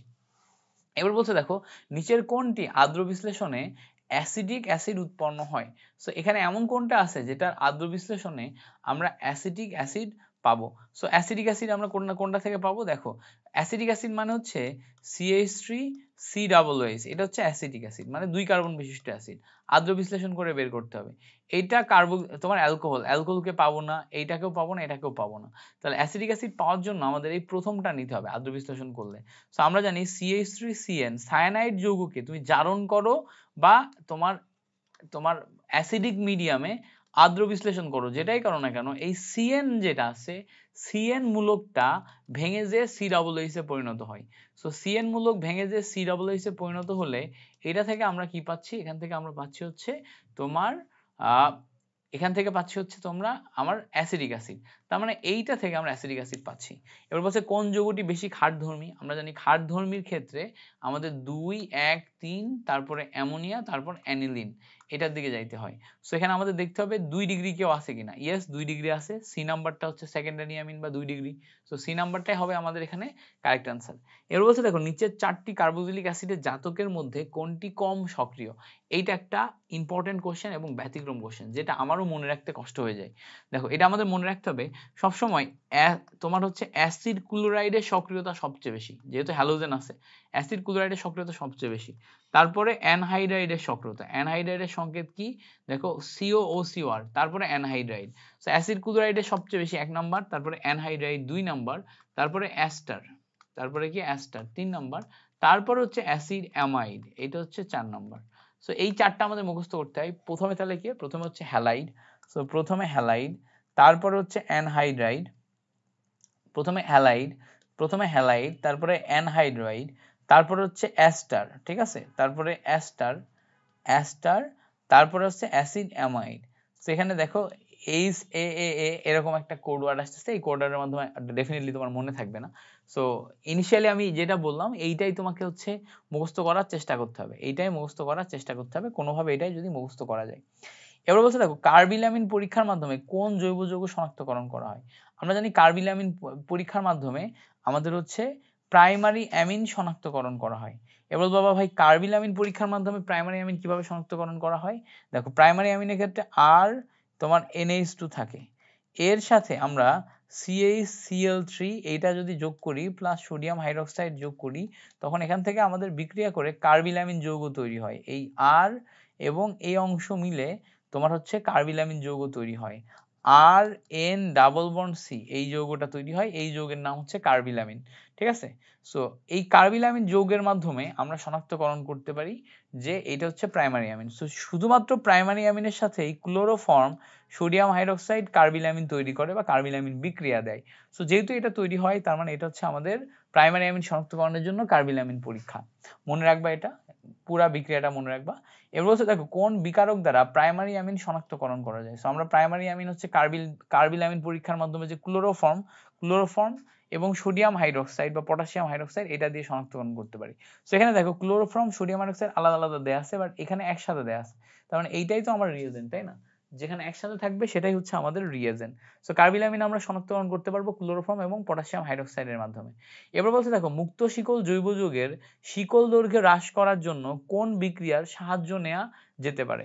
সো আমরা এখানে শিকল দৈর্ঘ্য হ্রাস করতে চাই, মুক্ত শিকলের ক্ষেত্রে শিকল দৈর্ঘ্য হ্রাস করতে চাই। সো এখানে আমাদের মাথায় রাখতে হবে উডস বিক্রিয়াতে কার্বন সংখ্যা বৃদ্ধি পায়, ডায়াল অর্ডার জানি না, পারকিন জানি না, হফম্যান কিন্তু ক্ষুদ্রাংশকরণ বিক্রিয়া, হফম্যানের মাধ্যমে কিন্তু হ্রাস করা হয়। ক্ষুদ্রাংশকরণ বিক্রিয়া দুইটা, একটা হচ্ছে হফম্যান আর একটা হচ্ছে ডিকার্বক্সিলেশন, এই দুইটার মাধ্যমে কমানো হয়, উডস বিক্রিয়ার মাধ্যমে বাড়ানো হয়, ঠিক আছে। তারপরে উইলিয়ামসন সংশ্লেষণের মাধ্যমে বাড়ানো হয়। সো উইলিয়ামসন সংশ্লেষণ উডস বিক্রিয়া এগুলো বাড়াবে, হফম্যান এবং হচ্ছে ডিকার্বক্সিলেশন এগুলো হচ্ছে কমাবে। তাহলে একটু একটু মুখস্থ করতে হবে, ঠিক আছে, একটু লিখে দিলাম না, এইটা বাড়াবে, ঠিক আছে, এইটা বাড়াবে, উইলিয়ামসন সংশ্লেষণ বাড়াবে, হফম্যান এবং ডিকার্বক্সিলেশন কমাবে। আচ্ছা, এবার দেখো আমাদের 24 নম্বর এমসিকিউটা, এটা কি বলছে? বলছে নিচের অ্যামাইডগুলোর মধ্যে কোনটি হফম্যান ক্ষুদ্রাংশকরণ বিক্রিয়ায় অংশগ্রহণ করে না? সো হফম্যান ক্ষুদ্রাংশকরণ বিক্রিয়ায় অংশগ্রহণ করার জন্য আমাদের বেসিক সংকেত কি হইতে হবে? RCONH2, এটা হইতে হবে হফম্যান ক্ষুদ্রাংশকরণ বিক্রিয়ার প্রাইমারি অ্যামিন।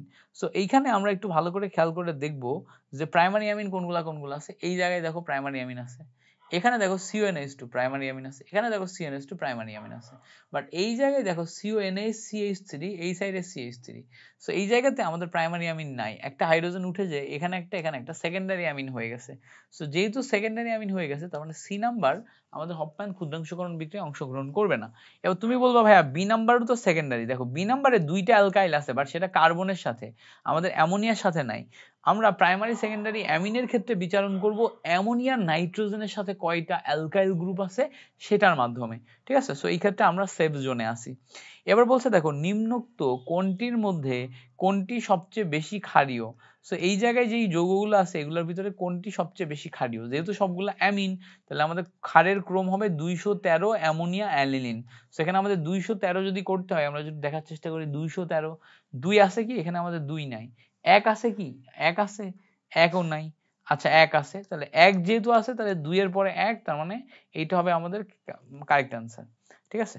আচ্ছা 2 আছে, 2 আছে, বি নাম্বারটা দেখো 2, এই সাইডে দেখো CH3 CH2, তারপরে NH, তারপরে দেখো CH2 CH3, ঠিক আছে। সো এই অংশ এই দুইটা অংশের মাধ্যমে আমাদের কারেক্ট অ্যান্সার আসতেছে, ঠিক আছে। এবার বলছে 2,4-ডাইনাইট্রোফিনাইল হাইড্রাজিন দ্বারা কোনটি শনাক্তকরণ করা হয়। আমরা জানি 2,4-ডাইনাইট্রোফিনাইল হাইড্রাজিন দ্বারা আমরা শনাক্তকরণ করি হচ্ছে অ্যালডিহাইড কিটোন। সো অ্যালডিহাইড কিটোনের ভিতরে দেখো এখানে আমাদের কিটোন অপশনে দেয়া আছে, তার মানে সি নাম্বার। এবার বলছে দেখো অ্যাসিডিক অ্যাসিডের স্ফুটনাঙ্ক কোনটি। অ্যাসিডিক অ্যাসিডের স্ফুটনাঙ্ক 118 ডিগ্রি হচ্ছে আমাদের অ্যাসিডিক অ্যাসিডের স্ফুটনাঙ্ক। এবার বলছে দেখো এই জায়গাতে আমাদের এই যে অ্যাসিড অ্যামাইডের সাথে ব্রোমিন পটাশিয়াম হাইড্রোক্সাইড, এটা কোন বিক্রিয়া, হফম্যান ক্ষুদ্রাংশকরণ। এই যে এই জায়গার সিও মূলকটা বাদ চলে যায়, একটু আগে আমরা এটা পড়ে আসছি, আরএইচ হয়ে যায়, অ্যালকেন হয়ে যায়। সো এটা একটা হচ্ছে হফম্যান ক্ষুদ্রাংশকরণ রিঅ্যাকশন। এবার বলছে দেখো ইথাইল অ্যাসিটেটের ক্ষারীয় আদ্র বিশ্লেষণ করলে কোনগুলা উৎপন্ন হয়। তো আমাদের কাছে ইথাইল অ্যাসিটেট আছে যেটাকে আমরা ক্ষারীয় আদ্র বিশ্লেষণ করব, ক্ষারীয় আদ্র বিশ্লেষণ করলে আমাদের কাছে কি তৈরি হবে সেইটা আমাদের বের করতে হবে। সো ইথাইল অ্যাসিটেট মানে হচ্ছে দেখো CH3 CH2 CO, ঠিক আছে, CO, তারপর হচ্ছে CH2 CH3, ঠিক আছে। So COO CH3, so ethyl acetate অ্যাস্টারের সংকেত, এইদিকে এইটা এইদিকে এইটা আছে।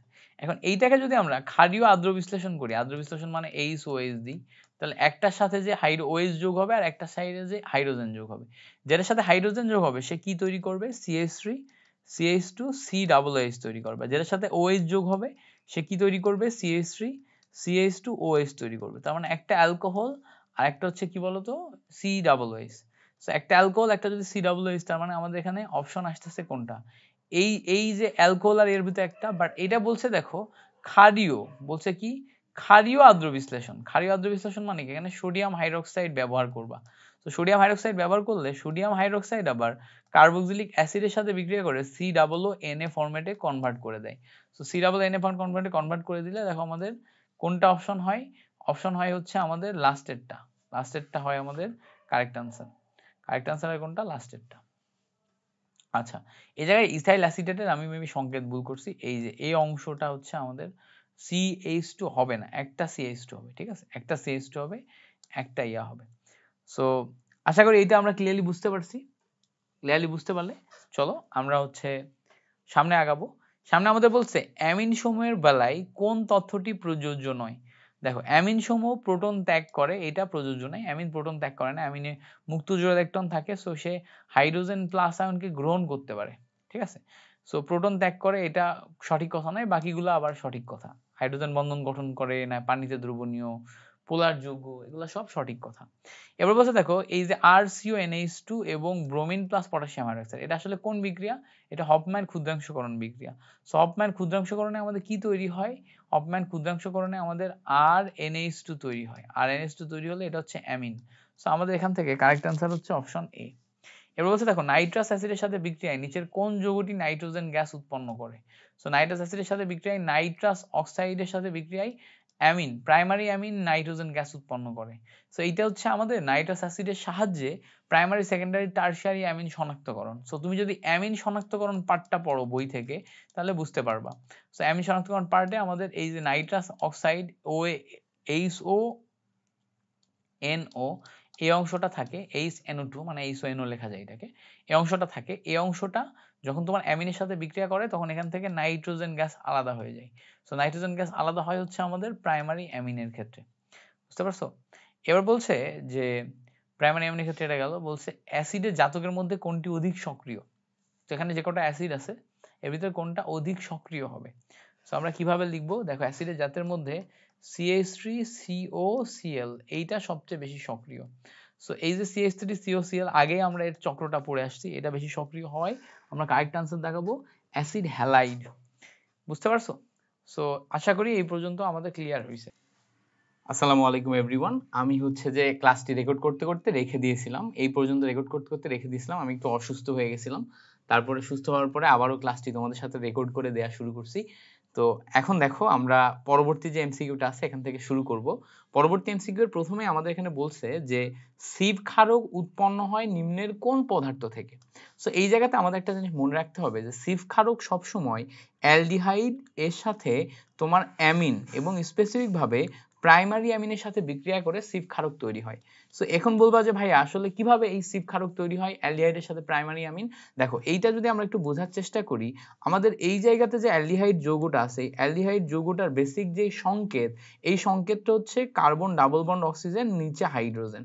এবং এই যে প্রাইমারি অ্যামিনের দিকে তুমি যদি তাকাও তাহলে দুইটা হাইড্রোজেন নাইট্রোজেনের সাথে এভাবে যুক্ত আছে, পাশে আছে আর। এবার এই জায়গা থেকে এই অক্সিজেন আর এই হাইড্রোজেন এই দুইটা অপসারিত হয়ে তোমার পানি অপসারণ হয়, পানি অপসারণ হয়। যদি এখান থেকে পানি অপসারণ হয় তাহলে এই নাইট্রোজেন আর এই কার্বন একসাথে যুক্ত হয়ে যায়। সো যুক্ত হয় কিভাবে, দেখো কার্বন বন্ড হাইড্রোজেন, এখানে কার্বন ডাবল বন্ড এন বন্ড আর তৈরি হয়। এই যে এখানে আমাদের একটা বন্ড তৈরি হলো কার্বন ডাবল বন্ড এন, এই বন্ডটাকে বলা হয় সিভ ক্ষার। এই বন্ডটাকে কি বলে ভাইয়া, সিভ ক্ষার। এই যে নাইট্রোজেনের উপর এক জোড়া মুক্ত জোড়া ইলেকট্রন থাকায় এটা হচ্ছে ক্ষার হিসেবে কাজ করবে। আর যেহেতু carbon double bond nitrogen, so এটাকে বলা হচ্ছে সিভ ক্ষার। বিজ্ঞানী সিভ এইটাকে সম্ভবত আবিষ্কার করে, এই জন্য এটার নাম হচ্ছে সিভ ক্ষারক বা সিভ ক্ষার।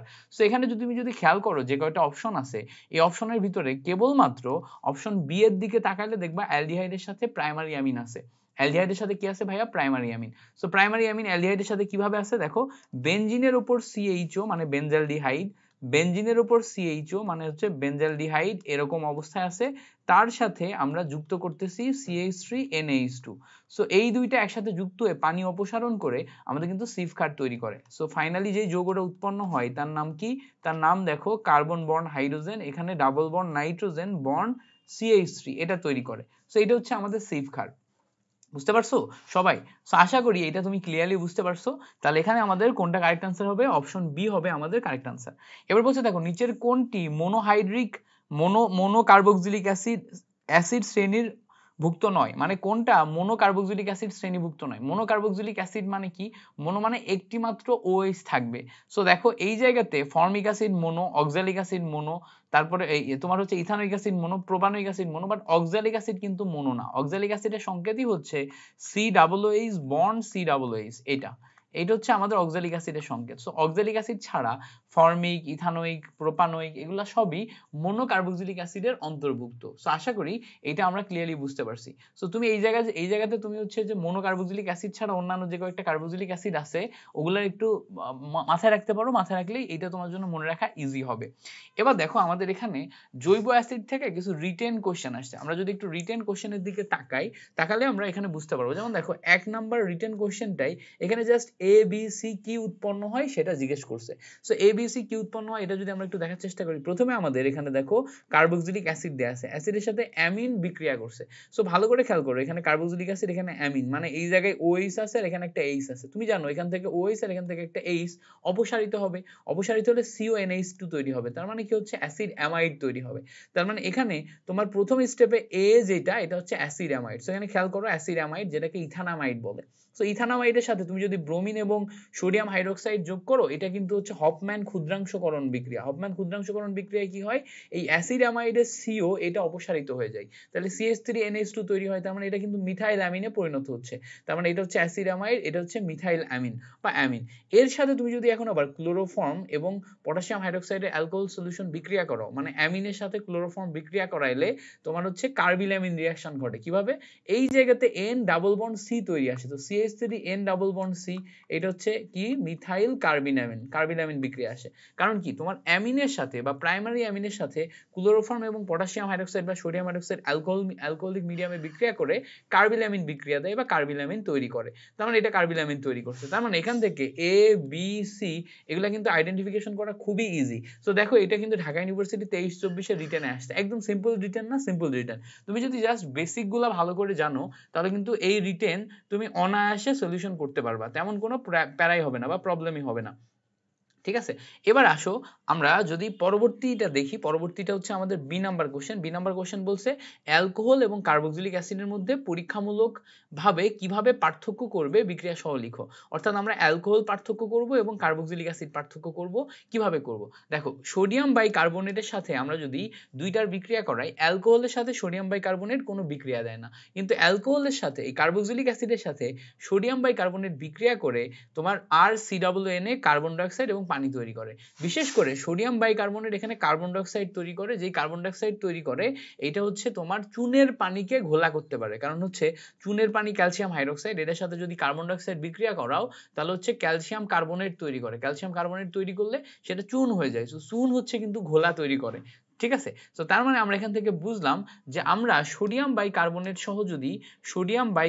সহ যদি বিক্রিয়া করাই তাহলে আমাদের যে দুইটা যৌগ, একটা যৌগ আছে অ্যালকোহল, আরেকটা যৌগ আছে হচ্ছে কার্বক্সিলিক অ্যাসিড, অ্যালকোহল এবং কার্বক্সিলিক অ্যাসিড এই দুইটার ভিতরে বিক্রিয়া ঘটবে না, এই দুইটার ভিতরে অ্যালকোহলে বিক্রিয়া ঘটবে না, কিন্তু কার্বক্সিলিক অ্যাসিডে বিক্রিয়া ঘটবে। যেহেতু কার্বক্সিলিক অ্যাসিডে বিক্রিয়া ঘটবে, সো আমরা এখানে তোমার হচ্ছে কার্বক্সিলিক অ্যাসিডের সাথে সোডিয়াম বাইকার্বনেটের বিক্রিয়াটা সুন্দর মতো শিখে ফেলবো, এবং 2 নাম্বার স্টেপও শিখবো যে কার্বন ডাইঅক্সাইড আবার তোমার চুনের পানির সাথে বিক্রিয়া করে ক্যালসিয়াম কার্বনেট তৈরি করে। আচ্ছা, এবার আসো আমরা পরবর্তী যেই টাইপটা এটা দেখি, খুবই গুরুত্বপূর্ণ একটি টাইপ, এই টাইপ থেকে MCQ আসতে তুমি সচরাচরই দেখবা, সো এই টাইপটা একটু ভালো করে শিখবা এবং খুব ইজি একটা টাইপ। কি, হাকেল তত্ত্ব।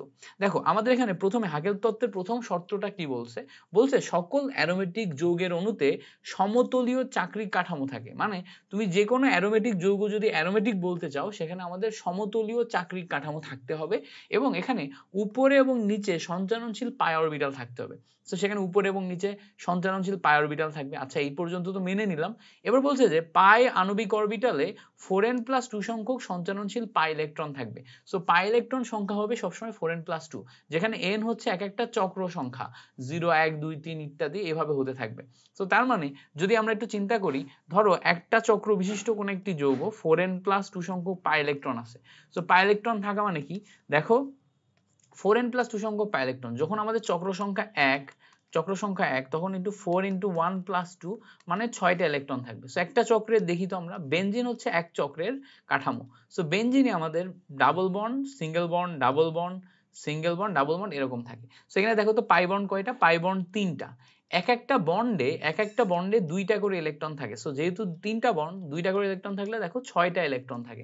তার মানে মিলে গেল না, যে আমাদের এই জায়গাতে একটা চক্রে 6টি পাই ইলেকট্রন থাকে, এটা কিন্তু মিলে গেল। একটা চক্রে 6টি পাই ইলেকট্রন থাকে, এটা মিলে গেছে। তার মানে এইটা হচ্ছে আমাদের কি বলতো, এটা হচ্ছে আমাদের একটি অ্যারোমেটিক যৌগ। আরেকটা জিনিস অ্যারোমেটিক যৌগের জন্য সবসময় মাথায় রাখবা, অ্যারোমেটিক যৌগে কনজুগেশন থাকে। কনজুগেশন মানে কি, double bond, single bond, double bond, single bond, double bond, মানে সিঙ্গেল ডাবল কম্বিনেশনকে বলা হচ্ছে কনজুগেশন। সো যদি কোথাও সিঙ্গেল ডাবল কম্বিনেশন থাকে তখন সেটা হচ্ছে আমাদের কনজুগেশন। সো এটা মাস্ট থাকবে, এটা মাস্ট থাকবে। তার মানে দেখো এইটা একটা তোমার অ্যারোমেটিক যৌগ, তারপরে এইটা একটা অ্যারোমেটিক যৌগ, এইটা একটা। সো এগুলো হচ্ছে সব এক একটা অ্যারোমেটিক যৌগ, মাথায় রাখতে হবে। এবার আসো আমরা একটু দেখার চেষ্টা করি, এখানে যে কয়টা যৌগ আছে এই যৌগগুলোর ভিতরে সব কয়টা অ্যারোমেটিক কিনা এটা আমরা একটু চেক করতেছি। এখানে আমাদের 4টা পাই বন্ড আছে, 4টা পাই বন্ড বলে 8টা পাই ইলেকট্রন থাকে। সো 8টা পাই ইলেকট্রন থাকলে n এর ভ্যালু ভগ্নাংশ চলে আসে, n এর ভগ্নাংশ আসলে এটা তোমার অ্যারোমেটিক যৌগ নয়, ঠিক আছে? এভাবে এইটা দেখো, এইটা অ্যারোমেটিক, এইটা অ্যারোমেটিক, এইটা অ্যারোমেটিক হবে না কারণ এখানে একটা পাই, আচ্ছা এটা অ্যারোমেটিক হবে, এটা অ্যারোমেটিক হবে কারণ দুইটা পাই ইলেকট্রন মানে একটা চক্র, এটাও অ্যারোমেটিক হবে। ঠিক আছে? সো এইভাবে আমরা অ্যারোমেটিক কিনা সেটা কিন্তু আইডেন্টিফিকেশন করতে পারবো, অ্যারোমেটিক কিনা সেটা আইডেন্টিফিকেশন করতে পারবো। এখানে যে কয়টা যৌগ আছে এর ভিতরে শুধু 1 নাম্বারটা অ্যারোমেটিক নয়, বাকি সবগুলা হচ্ছে আমাদের অ্যারোমেটিক কম্পাউন্ড।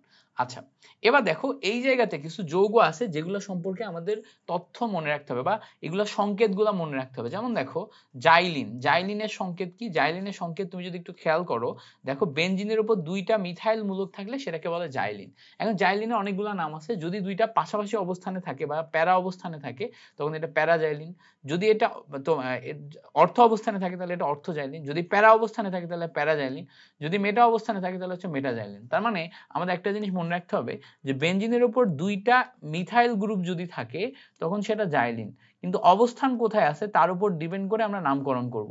যদি অর্থ অবস্থানে থাকলে অর্থোজাইলিন, যদি মেটা অবস্থানে থাকে তাহলে মেটাজাইলিন, যদি প্যারা অবস্থানে থাকে তাহলে হচ্ছে প্যারাজাইলিন। আচ্ছা, দুইটা চক্র পাশাপাশি থাকলে সেটাকে আমরা বলি হচ্ছে ন্যাপথলিন। দুইটা বেনজিন চক্র পাশাপাশি থাকলে সেটাকে আমরা ন্যাপথলিন বলি। দেখো এটা হচ্ছে ফিউরান। ফিউরান কি? ফিউরান হচ্ছে বেনজিন চক্রে যখন অক্সিজেন থাকে এবং দুইটা বন্ড থাকে তখন সেটা ফিউরান। চক্রের ভিতরে যদি দুইটা ডাবল বন্ড, দুইটা দুইটা পাই মানে হচ্ছে বন্ড, পাই বন্ড, দুইটা পাই বন্ড এবং পাই বন্ডের পাশাপাশি যদি এস থাকে তখন এটাকে বলে থায়োফিন। সো ফিউরানের সংকেত লিখে লিখে প্র্যাকটিস করবা, থায়োফিনের সংকেত লিখে লিখে প্র্যাকটিস করবা, পাইরোলের সংকেত লিখে লিখে প্র্যাকটিস করবা। পাইরোল এবং পিরিডিন এই দুইটা কিন্তু খুব আসে, অ্যানথ্রাসিনটাও আসে, অ্যানথ্রাসিনটাও আসে। আচ্ছা, লাস্টের এটাও পড়তে হবে, এখানে যে কয়টা আছে প্রত্যেকটাই তোমাকে পড়তে হবে, ভালো করে লিখে লিখে প্র্যাকটিস করতে হবে। লাস্টে যেটা দেখো বেনজোফেনন, বেনজোফেনন ব্যাপারটা কি? দেখো একটা বেনজিন তার সাথে তোমার কিটো গ্রুপ যুক্ত থাকবে, এই সাইডে আরেকটা বেনজিন যুক্ত থাকবে, এরকম থাকলে দুইটা বেনজিনের মাঝখানে কিটো গ্রুপ যুক্ত থাকলে সেটাকে আমরা বলি হচ্ছে বেনজোফেনন বা ডাইফিনাইল কিটোন, বেনজোফেনন বা ডাইফিনাইল কিটোন। সো আশা করি এই পর্যন্ত আমাদের ক্লিয়ার হয়েছে। এই পর্যন্ত যদি আমাদের ক্লিয়ার হয় তাহলে আমরা একটু কমেন্ট সেকশনে ইয়েস লিখি যে ভাইয়া ইয়েস আমাদের একদম বেসিক ক্লিয়ার। সো দেখো এরপরে আমাদের দুইটা খুব গুরুত্বপূর্ণ টপিক আসতেছে, একটা হচ্ছে অর্থ প্যারা নির্দেশক আর একটা হচ্ছে মেটা নির্দেশক। এই যে দুইটা জিনিস এটা হচ্ছে আমাদের বেনজিন বলয়ে খুবই গুরুত্বপূর্ণ দুইটা জিনিস। সো আমাদের আগে বেনজিন বলয়টা ভালো করে বুঝতে হবে। ধরো এটা একটা বেনজিন, সো এই বেনজিনের এই জায়গাতে যেই মূলকটা থাকবে বা যেই প্রতিস্থাপক থাকবে তার উপর ডিপেন্ড করে অন্যান্য প্রতিস্থাপকগুলা বেনজিনে বসবে। সো ধরো এই জায়গাতে কিছু একটা আছে, সাপোজ ধরে নিলাম এই জায়গাতে CH3 আছে। সো CH3 কি ধরনের নির্দেশক তার উপর ডিপেন্ড করে বিভিন্ন পজিশনে বিক্রিয়া ঘটে। সো এই CH3 ঠিক পাশের এই পজিশনটাকে এটাকে অর্থ পজিশন বলে, তার পাশের পজিশনটাকে মেটা পজিশন বলে, তার পাশের পজিশনটাকে প্যারা পজিশন বলে। সো অর্থ মেটা প্যারা। এবার এই জায়গাতে যেই তোমার মূলকটা থাকে তার উপর ডিপেন্ড করে যেহেতু বসে, দেখো এখানে একটা ট্রিক আছে। ট্রিকটা কি? এই যে বেনজিন বলয়, বেনজিন বলয়ে হচ্ছে এই জায়গায় যে নির্দেশক গ্রুপ থাকে, ধরে নিলাম এখানে এক্স ওয়াই একটা গ্রুপ আছে। সো এই যে এক্স ওয়াই গ্রুপ আছে এটা দুই ধরনের কাজ করতে পারে। একটা হচ্ছে যে এই অর্থ এবং প্যারা এই দুইটা পজিশনে ইলেকট্রন ডেনসিটি বাড়াইতে পারে, অর্থ এবং প্যারা পজিশনে ইলেকট্রন ডেনসিটি বাড়াইতে পারে। আরেকটা হচ্ছে তোমার এই অর্থ এবং প্যারা পজিশনে ইলেকট্রন ডেনসিটি কমাইতে পারে। সো যেই জায়গাতে ইলেকট্রন ডেনসিটি বাড়বে সেখানে বিক্রিয়া ঘটবে, এটা মনে রাখতে হবে। এটা ট্রিক। ট্রিকটা কি? ট্রিকটা হচ্ছে ইলেকট্রন ডেনসিটি যেখানে বাড়বে, ইলেকট্রন ডেনসিটি ইলেকট্রন ঘনত্ব যেখানে বাড়বে, ইলেকট্রন ঘনত্ব বেশি যেখানে, সেখানে বিক্রিয়া হয়, সেখানে বিক্রিয়া হয়। সো দেখো ইলেকট্রন ডেনসিটি যদি হচ্ছে অর্থ প্যারা পজিশনে বাড়ে তখন অর্থ প্যারা পজিশনে বিক্রিয়া ঘটে। সো ধরো এক্স ওয়াই এমন একটা গ্রুপ যে অর্থ এবং প্যারা পজিশনে ইলেকট্রন ডেনসিটি বাড়িয়ে দেয়, তাহলে বিক্রিয়া কোন জায়গায় ঘটবে? অর্থ প্যারা পজিশনে ঘটবে। তার মানে এটা কিন্তু অর্থ প্যারা নির্দেশক গ্রুপ। এবার ধরো এই জায়গাতে নির্দেশকটা এমন যে অর্থ এবং প্যারা পজিশন থেকে ইলেকট্রন টেনে নেয়, মানে অর্থ এবং প্যারা পজিশনে ইলেকট্রন ডেনসিটি কমায় দেয়। সো অর্থ এবং প্যারা পজিশনে যদি ইলেকট্রন ডেনসিটি কমে যায় এখানে আর এখানে যদি কমে যায় তাহলে বেড়ে যায় কোথায় বলো তো? মেটা পজিশনে না? তখন অটোমেটিক মেটা পজিশনের তোমার ইলেকট্রন ডেনসিটি বেড়ে বেড়ে যাওয়ায় মেটা পজিশন হচ্ছে তোমার নির্দেশক হিসেবে কাজ করে বা মেটা পজিশনে বিক্রিয়া ঘটে। তাহলে দেখো যে ইলেকট্রন ডেনসিটি বাড়ায় সে অর্থপ্যারা নির্দেশক, যে ইলেকট্রন ডেনসিটি কমায় সে হচ্ছে মেটা নির্দেশক। দুইটা পয়েন্ট। এবার প্রশ্ন হচ্ছে ভাইয়া কারা অর্থপ্যারা নির্দেশক আর কারা মেটা নির্দেশক? বেসিকটা তো বুঝলাম, এখন আমাদের অর্থপ্যারা নির্দেশক আর মেটা নির্দেশক কারা সেটা আইডেন্টিফাই করতে হবে। সো দেখো প্রথমে আমরা বেনজিন বলয়ের উপরে একটা একটা নির্দেশক গ্রুপ নিলাম। নির্দেশক গ্রুপটা হচ্ছে এক্স ওয়াই গ্রুপ। মাথায় রাখবা এক্স এবং ওয়াই এইটার ঠিক যে পজিশন আছে না, এই পজিশন অনুযায়ী যদি এক্স এর তড়িৎ ঋণাত্মকতা ওয়াই এর চেয়ে বেশি হয় তখন এরা হচ্ছে অর্থপ্যারা নির্দেশক গ্রুপ। কারা কারা আছে?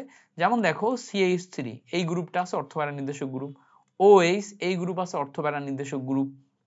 তারপরে তোমার হচ্ছে যে অন্যান্য বিভিন্ন টাইপের গ্রুপ যারা যারা আছে সব তোমার অর্থপ্যারা নির্দেশক গ্রুপ হবে। যেমন ধরো NH2 অর্থপ্যারা নির্দেশক গ্রুপ। তারপরে হচ্ছে এমনি নর্মাল যে অন্য কোনো গ্রুপ বসালো সেটা অর্থপ্যারা নির্দেশক গ্রুপই হবে। এবার এইগুলা যে এক একটা অর্থপ্যারা নির্দেশক গ্রুপ, তাহলে মেটা নির্দেশক গ্রুপ কারা হবে? দেখো এই জায়গাতে এই যে এক্স এবং ওয়াই কে আমরা নিলাম না, এক্স এবং ওয়াই এর ভিতরে যদি এমন হয় যে এক্স এর চেয়ে ওয়াই এর তড়িৎ ঋণাত্মকতা বেশি, তখন হচ্ছে আমাদের এরা হয় এক একটা মেটা নির্দেশক গ্রুপ। কারা কারা আছে এরকম?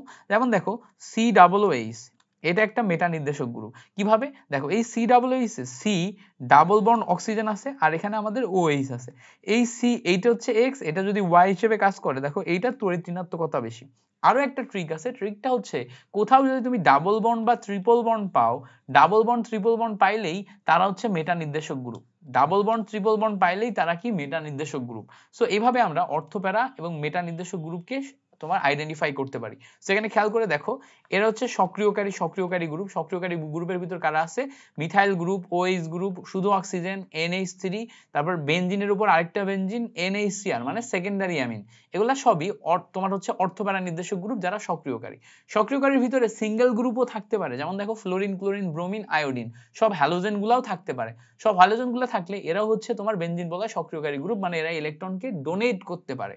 এবার প্রশ্ন আসবে ভাইয়া তাহলে মেটা নির্দেশক গ্রুপ বা বেনজিন বলয় সক্রিয়তা হ্রাসকারী গ্রুপ কারা আছে? যেমন নাইট্রো গ্রুপ। দেখো নাইট্রো গ্রুপে ডাবল বন্ড আছে কিনা? ইয়েস আছে। সালফোনিক অ্যাসিড গ্রুপ, অ্যালডিহাইড গ্রুপেও ডাবল বন্ড আছে, carboxylic acid group double bond আছে, সায়ানাইড গ্রুপ ট্রিপল বন্ড আছে, তারপর অ্যাস্টার গ্রুপ এখানেও ডাবল বন্ড আছে। সো এই যে যেখানে ডাবল বন্ড ট্রিপল বন্ড আছে এরা সবই তোমার হচ্ছে মেটা নির্দেশক গ্রুপ। এই জায়গা থেকে তুমি মাস্ট এমসিকিউ পাবা, মাস্ট কোথাও না কোথাও পাবা। তুমি ধরো অনেক জায়গায় অ্যাডমিশন টেস্ট দিবা না, সো যেহেতু অনেক জায়গায় অ্যাডমিশন টেস্ট দিবা, যেখানে যেখানে অ্যাডমিশন টেস্ট দিবা তার ভিতরে কোনো একটা জায়গায় এই প্রশ্নটা তোমার চলে আসবে। সো এই প্রশ্নের ব্যাপারে you have to be careful. এই প্রশ্নের ব্যাপারে you have to be careful, কারণ কি এই জায়গা থেকে প্রশ্ন তুমি পাবাই পাবা। আচ্ছা, যদি এই পর্যন্ত আমরা ক্লিয়ারলি বুঝতে পারি, আসো এর পরের অংশে যাই। এরপরে আমাদের কি বলতেছে দেখো, তড়িৎ ঋণাত্মকতার পার্থক্যের মাধ্যমে অর্থপ্যারা এবং মেটা নির্দেশক বোঝা যায়। মানে আমি যেটা তোমাকে বুঝাইলাম যে এখানে এক্স ওয়াই গ্রুপ থাকবে, যদি এক্স এর তড়িৎ ঋণাত্মকতা বৃদ্ধি পায় তখন অর্থপ্যারা, আর যদি ওয়াই এর তড়িৎ ঋণাত্মকতা বৃদ্ধি পায় তখন হচ্ছে মেটা নির্দেশক গ্রুপ। ঠিক আছে, এবার আসো আমাদের এই যে জিনিসপত্রগুলো বললাম ওগুলারই উদাহরণ দিয়ে এখানে বুঝিয়েছে, যেটা আমাদের দরকার নেই। আচ্ছা, এবার এখানে আমাদের নিউক্লিয়াস এবং পার্শ্বশিকল সম্পর্কে কিছু ইনফরমেশন দেয়া আছে। কি আছে? নিউক্লিয়াস এবং পার্শ্বশিকল সম্পর্কে কিছু ইনফরমেশন দেয়া আছে। যে ইনফরমেশনগুলো দেয়া আছে, প্রথমে দেখো বলছে 6 কার্বন বিশিষ্ট বেনজিন চক্রকে অ্যারোমেটিক নিউক্লিয়াস বলে। মাস্ট মনে রাখা লাগবে, 6 কার্বন বিশিষ্ট বেনজিন চক্র এটাকে বলা হচ্ছে অ্যারোমেটিক নিউক্লিয়াস। ওকে, সো এই পর্যন্ত যদি আমরা বুঝি, এবার বলছে দেখো বেনজিন চক্রে হাইড্রোজেন পরমাণু কার্বন সংবলিত কোনো মূলক দ্বারা প্রতিস্থাপিত হলে CH3 কে পার্শ্বশিকল বলে। অর্থাৎ এই জায়গাতে যে বেনজিন চক্রে একটা হাইড্রোজেন মূলক প্রতিস্থাপিত হয়, এই হাইড্রোজেন মূলক প্রতিস্থাপিত এখানে যদি একটা CH3 বসে, এইটা কিন্তু তখন হয়ে যাবে আমাদের পার্শ্বশিকল। যেমন এবার বলছে দেখো এই বেনজিন চক্র থেকে হাইড্রোজেন চলে যাওয়ার পর এটা C6H5 হয়। আরো সোজা কথায় এই বেনজিন চক্রের এখানে একটা হাত খোলা, এই যে যৌগটা আছে একটা হাত খোলা বেনজিন, এই একটা হাত খোলা বেনজিনকে আমরা ফিনাইল মূলক বলতে পারি। বিভিন্ন জায়গায় এই মূলকের উপর ডিপেন্ড করে আমরা নামকরণ করব। এটা কি? এটা হচ্ছে আমাদের ফিনাইল মূলক।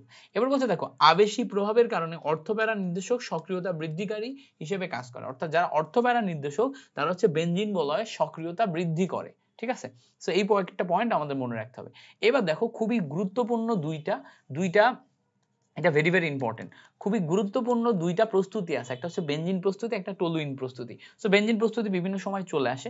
দেখো বেনজিন প্রস্তুতি করা হয়েছে ডিকার্বক্সিলেশন বিক্রিয়ার মাধ্যমে। ডিকার্বক্সিলেশন বিক্রিয়া কিভাবে, আমরা যদি একটু বিক্রিয়াটা দেখি, দেখো একটা বেনজিন, সেই বেনজিনের উপর তোমার COO আছে, মানে তোমার বেনজোইক অ্যাসিডের সোডিয়াম সল্ট। সো বেনজিনের উপর COO এটা দেয়া আছে।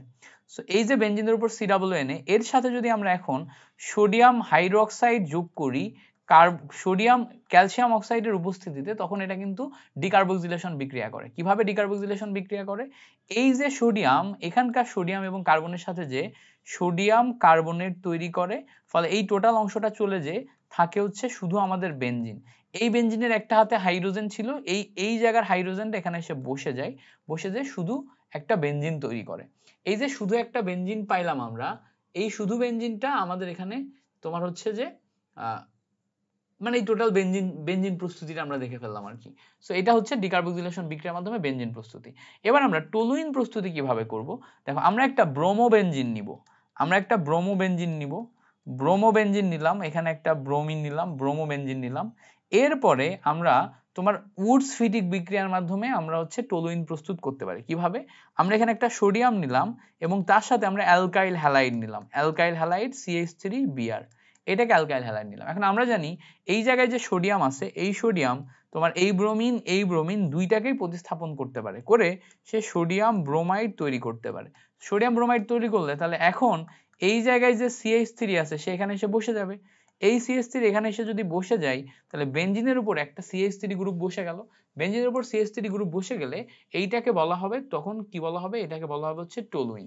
এই যে এইটাখানে যে টলুইন হলো, এইটা হচ্ছে উডস ফিটিক বিক্রিয়ার মাধ্যমে হলো। তার মানে আমরা উডস ফিটিক বিক্রিয়ার মাধ্যমে টলুইন প্রস্তুতি করতে পারি। কি করতে পারি ভাইয়া, আমরা উডস ফিটিক বিক্রিয়ার মাধ্যমে টলুইন প্রস্তুত করতে পারি। আমরা কি করলাম, উডস ফিটিক বিক্রিয়ার মাধ্যমে টলুইন প্রস্তুত করলাম। তো এই দুইটা জিনিস তুমি একটু ভালো করে পড়ে রাখবা। এরপরে আসো, আমাদের একদম সেম যা যা পড়ছি তার উপর ডিপেন্ড করেই আমরা এখন অনেক কিছু দেখব। যেমন দেখো বলছে উডস ফিটিক বিক্রিয়ার মাধ্যমে কোনটি তৈরি করা যায়, একটু আগেই দেখছি উডস ফিটিক বিক্রিয়ার মাধ্যমে টলুইন প্রস্তুত করা যায়। এটা দেখো টলুইনের সংকেত, বেনজিনের সংকেত হচ্ছে C6H5, তার উপর CH3, সো এটা হচ্ছে টলুইন। সো অপশন সি হচ্ছে কারেক্ট আনসার। এবার দেখো বেনজিনের উপর COO তার সাথে sodium carbonate into calcium oxide. So তোমাকে মনে রাখতে হবে এইটা হচ্ছে তোমার সোডিয়াম কার্বনের সাথে ক্যালসিয়াম অক্সাইড যখনই থাকবে তখন এটা হচ্ছে ডিকার্বক্সিলেশন বিক্রিয়া দিবে, এটা হচ্ছে soda lime. So soda lime decarboxylation বিক্রিয়া দেয়। ডিকার্বক্সিলেশন বিক্রিয়ায় এই COO টোটাল অংশটা চলে যায়, টোটাল অংশটা চলে গেলে এটা শুধু একটা বেনজিনে কনভার্ট হয়ে যায়। সো শুধু বেনজিন মানে অপশন সি, C6H6। এবার বলছে দেখো কোনটি ধনাত্মক মেসোমেরিক ফল দেখায় না, ধনাত্মক মেসোমেরিক ফল কোনটি দেখায় না। সো দেখো যারা হচ্ছে অর্থপ্যারা নির্দেশক তারা হচ্ছে ধনাত্মক মেসোমেরিক ফল দেখায়, আর যেটা মেটা নির্দেশক সে হচ্ছে ঋণাত্মক মেসোমেরিক ফল দেখায়। সো অর্থপ্যারা নির্দেশক কারা, দেখো OH ortho para, NH2 ortho para, chlorine ortho para, কারণ কি এগুলোতে সব সিঙ্গেল বন্ড, যে ডাবল বন্ড সে তো মেটা নির্দেশক, তার মানে এই কিন্তু ধনাত্মক মেসোমেরিক ফল দেখাবে না, মনে রাখতে হবে এই জিনিসটা। তাহলে দেখো ধনাত্মক মেসোমেরিক ফল কারা দেখায়, যারা অর্থপ্যারা নির্দেশক তারা হচ্ছে পজিটিভ এম ইফেক্ট দেখায়, পজিটিভ এম ইফেক্ট দেখায়। যে মেটা নির্দেশক সে নেগেটিভ এম ইফেক্ট দেখায়, ঠিক আছে। নেগেটিভ এম ইফেক্ট কেন, ওই যে নেগেটিভ এম ইফেক্টে তোমার ওয়াই এর তড়িৎ ঋণাত্মকতা ডেল এইচ এর মান বেশি ছিল, ডেল মান বেশি ছিল ওইটার কারণে। এবার বলছে দেখো ফেনল বেনজিনের চেয়ে বেশি সক্রিয় কেন, ফেনল বেনজিনের চেয়ে বেশি সক্রিয় কেন। দেখো একটা ফেনলের দিকে তুমি যদি তাকাও, ফেনলের উপর OH আছে, রাইট, আর এটা একটা বেনজিন। এবার ভালো করে খেয়াল করো তো, এই বেনজিন বলয়ের উপরে এই জায়গাতে শুধু হাইড্রোজেন আছে, এই হাইড্রোজেন তো এই বেনজিন বলয়ে কোনো ইলেকট্রন পুশ করতে পারে না, কিন্তু এই ফেনলটা কিন্তু অর্থপ্যারা ইন্ডিকেটিং গ্রুপ বা অর্থপ্যারা নির্দেশক গ্রুপ। মানে কি, অর্থপ্যারা অবস্থানে সে ইলেকট্রন ডোনেট করতে পারে।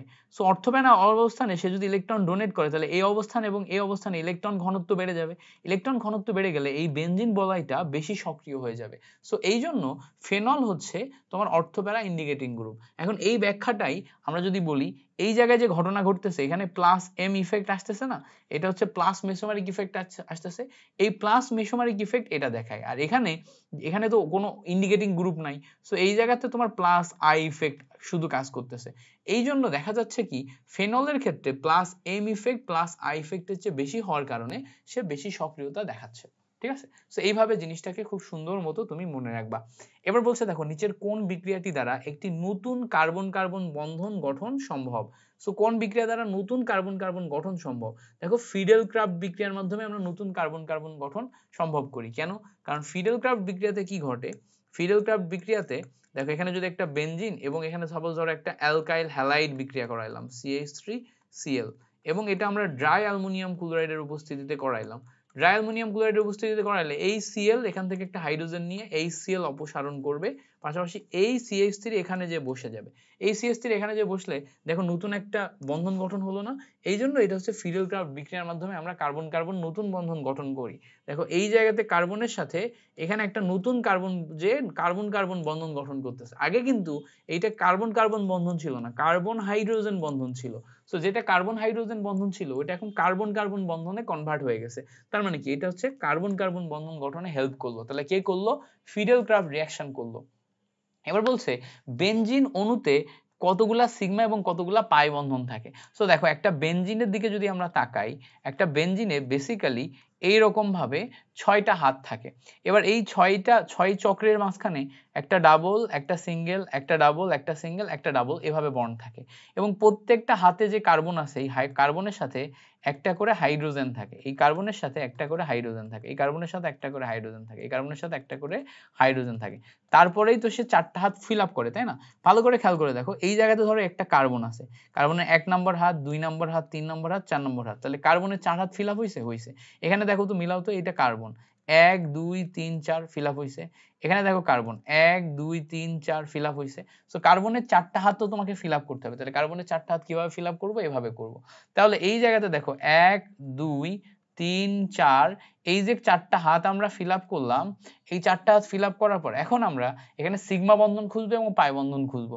তো সিগমা বন্ধন যদি খুঁজি, এই জায়গাতে দেখো একটা সিগমা একটা পাই, একটা সিগমা একটা পাই, একটা সিগমা একটা পাই। সো পাই খেয়াল করলে দেখবা একটা দুইটা তিনটা পাই পাওয়া যায়। সো পাই বন্ধন সংখ্যা কয়টা? 3টা। এবার সিগমা বন্ধন সংখ্যা কাউন্ট করো, 1 2 3 4 5 6 7 8 9 10 11 12, টোটাল 12টা সিগমা বন্ধন পাওয়া যায়। সো কাউন্ট করলে 12টা সিগমা এবং 3টা পাই পাওয়া যায়। মুখস্থ করে ফেলবা বেনজিনে 12টা সিগমা এবং 3টা পাই আছে। দেখবা এই কোশ্চেন হিউজ বার আসছে, রিপিট আসছে।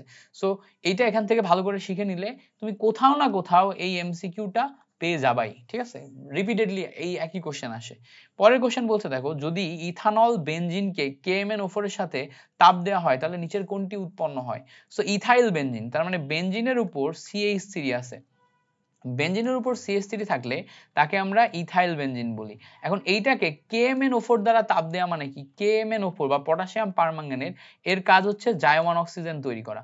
আর এই জায়মান অক্সিজেন এই বেনজিনকে এই জায়গাতে জারণ করে তোমার CH3 মূলক থেকে COOH মূলকে কনভার্ট করে। সো দেখো অক্সিজেন, জায়মান অক্সিজেন যে কোনো CH3 মূলককে একবার জারণ করে প্রথমে CHO মূলক, তারপরে জারণ করে COOH মূলকে কনভার্ট করে। সো এটা থেকে এটা, এটা থেকে এইটাই রূপান্তর হয়। এই যে COOH মূলকে রূপান্তর হইলো, এই যে COOH মূলকে রূপান্তর হইলো, তাহলে দেখো বেনজিনের এখানে COOH, তার মানে কি এটা কি বেনজোইক অ্যাসিড না? বেনজোইক অ্যাসিড, তার মানে অপশন বি হচ্ছে আমাদের এখানে কারেক্ট অ্যান্সার।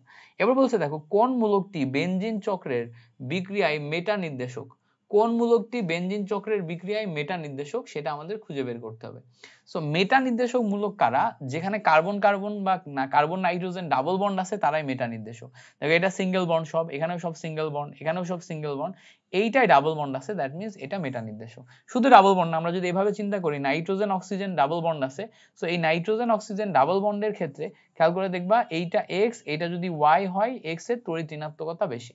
ঠিক আছে, সো এভাবে চিন্তা করা যায়। এবার হচ্ছে দেখো বেনজিনের নাইট্রেশনের জন্য কোন নাইট্রেটিং এজেন্ট দরকার হয়? সো তুমি বেনজিনের নাইট্রেশন যে বিক্রিয়া, নাইট্রেশনের বিক্রিয়া যদি স্টেপ বাই স্টেপ দেখো, সেখানে নাইট্রিক অ্যাসিড ভেঙে প্রথমে NO2 প্লাস আয়নে কনভার্ট হয়ে যায়। সো এই যে NO2 প্লাস আয়নে কনভার্ট হয়ে যায়, NO2 প্লাস আয়ন হচ্ছে ইলেকট্রোফিলিক, এটা বেনজিনের নাইট্রেশনের প্রতিস্থাপনে হেল্প করে। সো তাহলে এই জায়গা থেকে আমরা জানি যে বেনজিনের নাইট্রেশনে NO2 প্লাস আয়ন এটা আমাদের দরকার পড়তেছে। GST 22-23 আসছে, খুব ইম্পর্টেন্ট একটা কোশ্চেন, ভালো করে এটা মাথায় রাখতে হবে। তাহলে নাইট্রোজিক এজেন্টকে NO2 প্লাস আয়ন। এবার বলতে দেখো কোনটি অ্যারোমেটিক যৌগ নয়? সো দেখো বেনজিন একটা অ্যারোমেটিক যৌগ, এই জায়গাতে ফিনাইলে দেখো 1 2 3 তিনটা পাই বন্ধন আছে। সো N = 1 হলে 3টা পাই বন্ধন, 2টা করে ইলেকট্রন, 6টা ইলেকট্রন, তাহলে কিন্তু এটা একটা তোমার ইয়া যৌগ, এটাও দেখো একটা ইয়া যৌগ। লাস্টেরটাই দেখো কোনো পাই বন্ধন নাই, যেহেতু কোনো পাই বন্ধন নাই তার মানে লাস্টের এইটা কিন্তু হচ্ছে আমাদের অ্যারোমেটিক যৌগ হচ্ছে না। কারণ কি, আমাদের যখন তোমার n equals to 0 তখনও কিন্তু আমাদের 2টা ইলেকট্রন থাকে, কারণ কি 4n + 2, সো 2টা ইলেকট্রন থাকে, 0 + 2 আসে মানে 2 আসে, 2টা ইলেকট্রন মানে একটা পাই বন্ধন কিন্তু আমাদের থাকতেই হয়, কাউকে অ্যারোমেটিক হওয়ার জন্য একটা পাই বন্ধন থাকতে হয়, বাট এখানে কোনো পাই বন্ধন নাই, নট এ সিঙ্গেল ওয়ান, তার মানে এটা অ্যারোমেটিক যৌগ না। নিচের কোনটি অ্যারোমেটিক যৌগ, তাহলে এখানে আমাদের অ্যারোমেটিক যৌগ খুঁজতে হবে। অ্যারোমেটিক যৌগতে আমাদের দেখো, অ্যারোমেটিক যৌগতে আমাদের পাই বন্ধন কয়টা থাকে বলো, পাই বন্ধন কয়টা থাকে? পাই বন্ধন আমাদের দেখো n equals to যখন 0 তখন একটা, n equals to যখন 1 তখন 3টা, n equals to যখন 2 তখন 5টা। সো আমাদের হয় একটা নাই 3টা পাই বন্ধন থাকতে হবে। সো খেয়াল করে দেখো, এই জায়গাতে 1 2 3 3টা পাই বন্ধন, এখানে দেখো 2টা পাই বন্ধন হইতেছে না, এখানেও দেখো 2টা পাই বন্ধন হইতেছে না। তার মানে আমাদের এখানে যদি আমরা মিলানোর চেষ্টা করি, তাহলে দেখো এই নাইট্রোজেন একটা হইতেছে। এখন এই জায়গাতে একটা সিম্পল জিনিস একটু খেয়াল করো, এখানে যে 2টা পাই বন্ধন আমাদের আছে, 2টা পাই বন্ধন আমাদের আছে, এই যে নাইট্রোজেন, এই জায়গায় উপরে যে নাইট্রোজেন, এই নাইট্রোজেনের সাথে এটা কিন্তু আবার NH2 আকারে যুক্ত আছে, NH2 আকারে যুক্ত আছে। সো এই যে NH2 আকারে যুক্ত থাকার কারণে এই জায়গায় নাইট্রোজেনের উপর এক জোড়া মুক্ত ইলেকট্রন, অ্যামোনিয়াতে এক জোড়া মুক্ত জোড় ইলেকট্রন থাকে। সো অ্যামোনিয়াতে যদি এক জোড়া মুক্ত জোড় ইলেকট্রন থাকে, তাহলে দেখো একটা, দুইটা, তিনটা, এর এখানে নাইট্রোজেন প্লাস দিছে, নাইট্রোজেন প্লাস দিলে হবে না, এখানে যদি মুক্ত জোড় ইলেকট্রন থাকে তাহলে এটা তিনটা যে হওয়ার শর্ত সেটা ফিল আপ করে, তখন এটা সি নাম্বার হয় আমাদের কারেক্ট আনসার। ঠিক আছে, তখন আমাদের সি নাম্বার কারেক্ট আনসার হয়, তার আগে তো হয় না। বুঝতে পারছো কি জিনিসটা? ওকে, এখন এখন এরপরে আসো আমরা আমরা পরবর্তী অংশ দেখি। পরবর্তী অংশ বলছে যে নিচের কোন যৌগটি অ্যারোমেটিক নয়, নিচের কোন যৌগটি অ্যারোমেটিক নয়। সো কোন যৌগটি অ্যারোমেটিক নয় সেটা আমাদের খুঁজে বের করতে হবে। এখানে দেখো এই যৌগটা অ্যারোমেটিক কারণ 3টা বন্ধন আছে, এই যৌগটা অ্যারোমেটিক 3টা বন্ধন আছে, এই যৌগটাও অ্যারোমেটিক কারণ হচ্ছে এখানে দেখো একটা বন্ধন, 2টা বন্ধন আর অক্সিজেনের উপর এক জোড়া মুক্ত জোড় ইলেকট্রন। সো সব মিলায়ে আমরা 6টা পাই ইলেকট্রন পেয়ে যাচ্ছি। ঠিক আছে, কিন্তু এই জায়গাতে ভালো করে খেয়াল করলে দেখবা একটা শুধু পাই বন্ধন আছে, একটা শুধু পাই বন্ধন আছে। সো কোন যৌগটি অ্যারোমেটিক নয়? সো এই ক্ষেত্রে আচ্ছা এইটাও তো আমাদের একটা পাই বন্ধন আছে, সো এইটা কিন্তু আমাদের অ্যারোমেটিক কারণ একটা পাই বন্ধন হলে আমাদের n equals to 0 যখন তখন একটা পাই বন্ধন, তাহলে এইটাও অ্যারোমেটিক। সি নাম্বারটাই দেখি তো কোনো গলদ আছে কিনা, পাই বন্ধন হলেই হবে না, আমাদের কনজুগেশন হইতে হবে। সো দেখো এটা ডাবল বন্ড, এটা সিঙ্গেল বন্ড, এটা ডাবল বন্ড, তারপরে দেখো সিঙ্গেল বন্ড পরপর 2টা সিঙ্গেল বন্ড চলে আসছে, পরপর 2টা সিঙ্গেল বন্ড হলে সেটা অ্যারোমেটিক না। তোমার পরপর 2টা সিঙ্গেল বন্ড হওয়া যাবে না, তোমার সিঙ্গেল ডাবল কনজুগেশন হইতে হবে। সিঙ্গেল ডাবল কনজুগেশন যদি হয় তখনই সে অ্যারোমেটিক, যেহেতু সিঙ্গেল ডাবল কনজুগেশন না, তাহলে এটা অ্যারোমেটিক না। এবার বলছে দেখো বেনজিন একটি অবশ্যই অ্যারোমেটিক যৌগ, তাহলে ডি নাম্বার আমাদের কারেক্ট আনসার। এবার বলছে দেখো কোনটি অনাদ্র অ্যালুমিনিয়াম ক্লোরাইডের উপস্থিতিতে বেনজিনের সাথে বিক্রিয়া করে টলুইন প্রস্তুত করে? অবশ্যই টলুইন প্রস্তুত করতে গেলে CH3Cl লাগবে, একটা মিথাইল গ্রুপ উপরে যাবে। সো দেখো বেনজিনের সাথে বিক্রিয়া করবে কি মানে কি, একটা বেনজিন নিলাম, বেনজিনের সাথে CH3Cl নিলাম, অনাদ্র অ্যালুমিনিয়াম ক্লোরাইড উপস্থিতিতে এই ক্লোরিন চলে যাবে, এখান থেকে একটা হাইড্রোজেন যাবে, যে এই হাইড্রোজেন এবং ক্লোরিন বাদ যে এই CH3 উপরে যে বেনজিনের সাথে বিক্রিয়া করে টলুইন প্রস্তুত করবে। সো এই বিক্রিয়া আমরা আগেও দেখে আসছি, এই জন্য দেখাইলাম না। তোমার বি নাম্বারটা হচ্ছে আমাদের কারেক্ট আনসার। এবার বলছেন দেখো নিচের কোনটি মেটা নির্দেশক, যেখানে ডাবল বন্ড আছে সে মেটা নির্দেশক, a single bond, a single bond, a single bond, দেখো এ নাম্বারটা ডাবল বন্ড। এবার বলছে দেখো নিচের কোনটি অর্থপ্যারা নির্দেশক, অর্থপ্যারা নির্দেশক মানে যেখানে ডাবল বন্ড না সিঙ্গেল বন্ড আছে, দেখো প্রথমটাইতেই সব সিঙ্গেল বন্ড, তাহলে এটা কি অর্থপ্যারা নির্দেশক, বাকি দুইটাই দেখো ডাবল বন্ড আছে। এবার বলছে দেখো বেনজিনের সিগমা বন্ধন সংখ্যা কয়টা, আমরা একটু আগেই দেখে আসছি 12টা সিগমা বন্ধন থাকে বেনজিনে। বলছে অনার্দ্র অ্যালুমিনিয়াম ক্লোরাইডের উপস্থিতিতে বেনজিনের সাথে অ্যাসিটাইল ক্লোরাইডের বিক্রিয়ায় কি উৎপন্ন হয়? অ্যাসিটাইল ক্লোরাইড মানে CH3COCl, এর সাথে বেনজিনের বিক্রিয়া করাবো আমরা। সো দেখো এই জায়গা থেকে Cl আর এখান থেকে H অপসারণ হয়ে HCl তৈরি করবে, এইটা এবং এইটা অ্যাডজাস্ট হয়ে বেনজিনের উপরে দেখো COCH3 এইটা তৈরি হবে, কি তৈরি হবে? COCH3। সো বেনজিনের উপর COCH3 থাকলে এইটাকে বলা হচ্ছে অ্যাসিটোফেনন। সো ফিনাইলের সাথে তোমার অ্যাসিটো মূলক আছে, তাহলে অ্যাসিটোফেনন তৈরি হচ্ছে। বুঝতে পারছো, এটাকে বলা হচ্ছে অ্যাসিডোফেনন।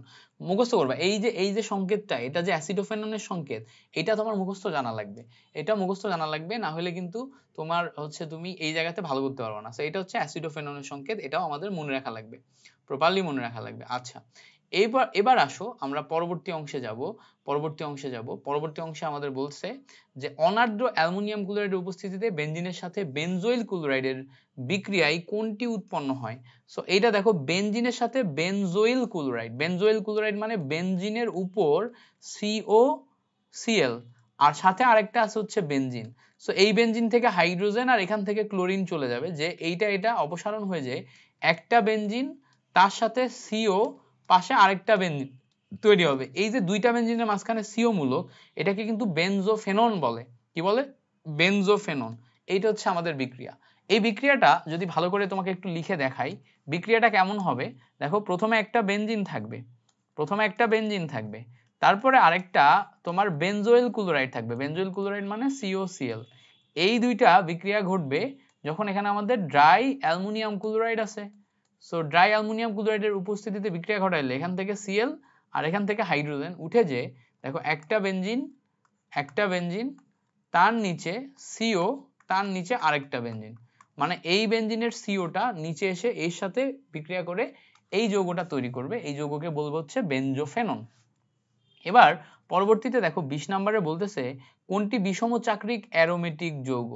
অ্যারোমেটিক যৌগ বা বিষমচাক্রিক, দেখো এটা হচ্ছে পিরিডিন অ্যারোমেটিক, কিন্তু পিরিডিনের ভিতরে তোমার নাইট্রোজেন মূলক চলে আসে, তাই না? সো নাইট্রোজেন মূলক হচ্ছে বিষমচাক্রিক যৌগ। সো বিষমচাক্রিক যৌগ মানে বিষম যৌগ কারা কারা আছে, নাইট্রোজেন, অক্সিজেন, সালফার, এই টাইপ যৌগ, এগুলো হচ্ছে বেনজিন বলয়ের ভিতরে যদি ঢুকে যায় তখন সেটাকে বিষমচাক্রিক যৌগ বলে। বলছে বেনজিন বলয়ে পাই বন্ধন সংখ্যা কত? আমরা জানি 3টা। বেনজিন বলয়ে 12টা সিগমা এবং 3টা পাই বন্ধন আছে, আমরা এটা দেখে আসছি। এবার বলছে বেনজিন বলয়ে সক্রিয়কারী মূলক কারা? সক্রিয়কারী মূলক মানে যারা ইলেকট্রন ডোনেট করতে পারে, মানে হচ্ছে অর্থপ্যারা নির্দেশক গ্রুপই হচ্ছে সক্রিয়কারী। সো অর্থপ্যারা গ্রুপ কারা? যাদের হচ্ছে তোমার সিঙ্গেল বন্ড থাকে। দেখো এটাও ডাবল বন্ড, এটাও ডাবল বন্ড, এটাও ডাবল বন্ড, সো একটাই সিঙ্গেল বন্ড আছে, মানে অপশন এ হচ্ছে আমাদের এখানে কারেক্ট আনসার। এবার বলছে দেখো বেনজিন বলয়ে কতগুলা সিগমা বন্ধন থাকে? 12টা। দেখো একই কোশ্চেন কতবার রিপিট দেখছো। বলছে বেনজিন চক্রে নাইট্রোমূলক থাকলে এরা কোন কার্বনের ইলেকট্রন ঘনত্ব বৃদ্ধি করে। সো নাইট্রোমূলক যদি থাকে এটা হচ্ছে তোমার হচ্ছে মেটা নির্দেশক মূলক। তাহলে তোমার হচ্ছে যদি নাইট্রোমূলক থাকে তাহলে সেটা মেটা অবস্থানে ইলেকট্রন ঘনত্ব বৃদ্ধি করে, ঠিক আছে। অর্থপ্যারা অবস্থানে ইলেকট্রন ঘনত্ব হ্রাস করে, ঠিক আছে। আর অর্থপ্যারা অবস্থানে ইলেকট্রন ঘনত্ব হ্রাস হলে অটোমেটিক মেটা অবস্থানে ইলেকট্রন ঘনত্ব বৃদ্ধি পায়।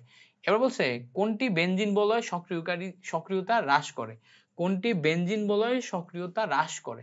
সো বেনজিন বলয় সক্রিয়তা হ্রাস করবে হচ্ছে মেটা নির্দেশক গ্রুপ। তো মেটা নির্দেশক গ্রুপ মানে কি? ডাবল বন্ড থাকবে। দেখো CHO তে ডাবল বন্ড আছে, বুঝতে পারছো কি? এবার বলছে দেখো নিচের কোন যৌগটি সক্রিয়তা সর্বাধিক। সো কোন যৌগের সক্রিয়তা সর্বাধিক সেটা আমাদের খুঁজে বের করতে হবে। আমরা একটা জিনিস দেখছিলাম যে কোন যৌগে যদি COCl থাকে তাহলে সেই যৌগের সক্রিয়তা সবচেয়ে বৃদ্ধি পায়। সো এখানে ভালো করে খেয়াল করো, এখানে COCl কোনো যৌগ আছে কিনা? COCl নাই, কিন্তু এই জায়গাতে ইথারের পাশে COCl ছাড়াও পরবর্তী যৌগ ছিল COR বা OR যৌগটা সবচেয়ে বেশি সক্রিয় ছিল।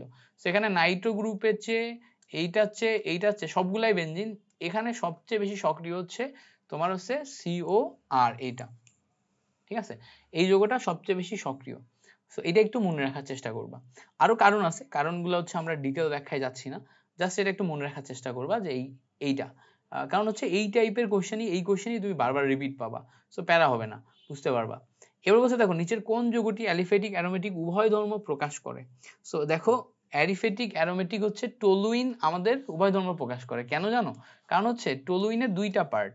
টলুইনের একটা পার্ট হচ্ছে বেনজিন পার্ট আর একটা পার্ট হচ্ছে CH3 পার্ট। বেনজিন পার্টটা হচ্ছে অ্যারোমেটিক পার্ট আর এই পার্টটা হচ্ছে অ্যালিফেটিক পার্ট। সো এইটা হচ্ছে অ্যারোমেটিক ধর্ম দেখায় আর এটা হচ্ছে অ্যালিফেটিক ধর্ম দেখায়। সো দেখো একটা বেনজিনের দুইটা পার্ট, একটা অ্যালিফেটিক একটা অ্যারোমেটিক।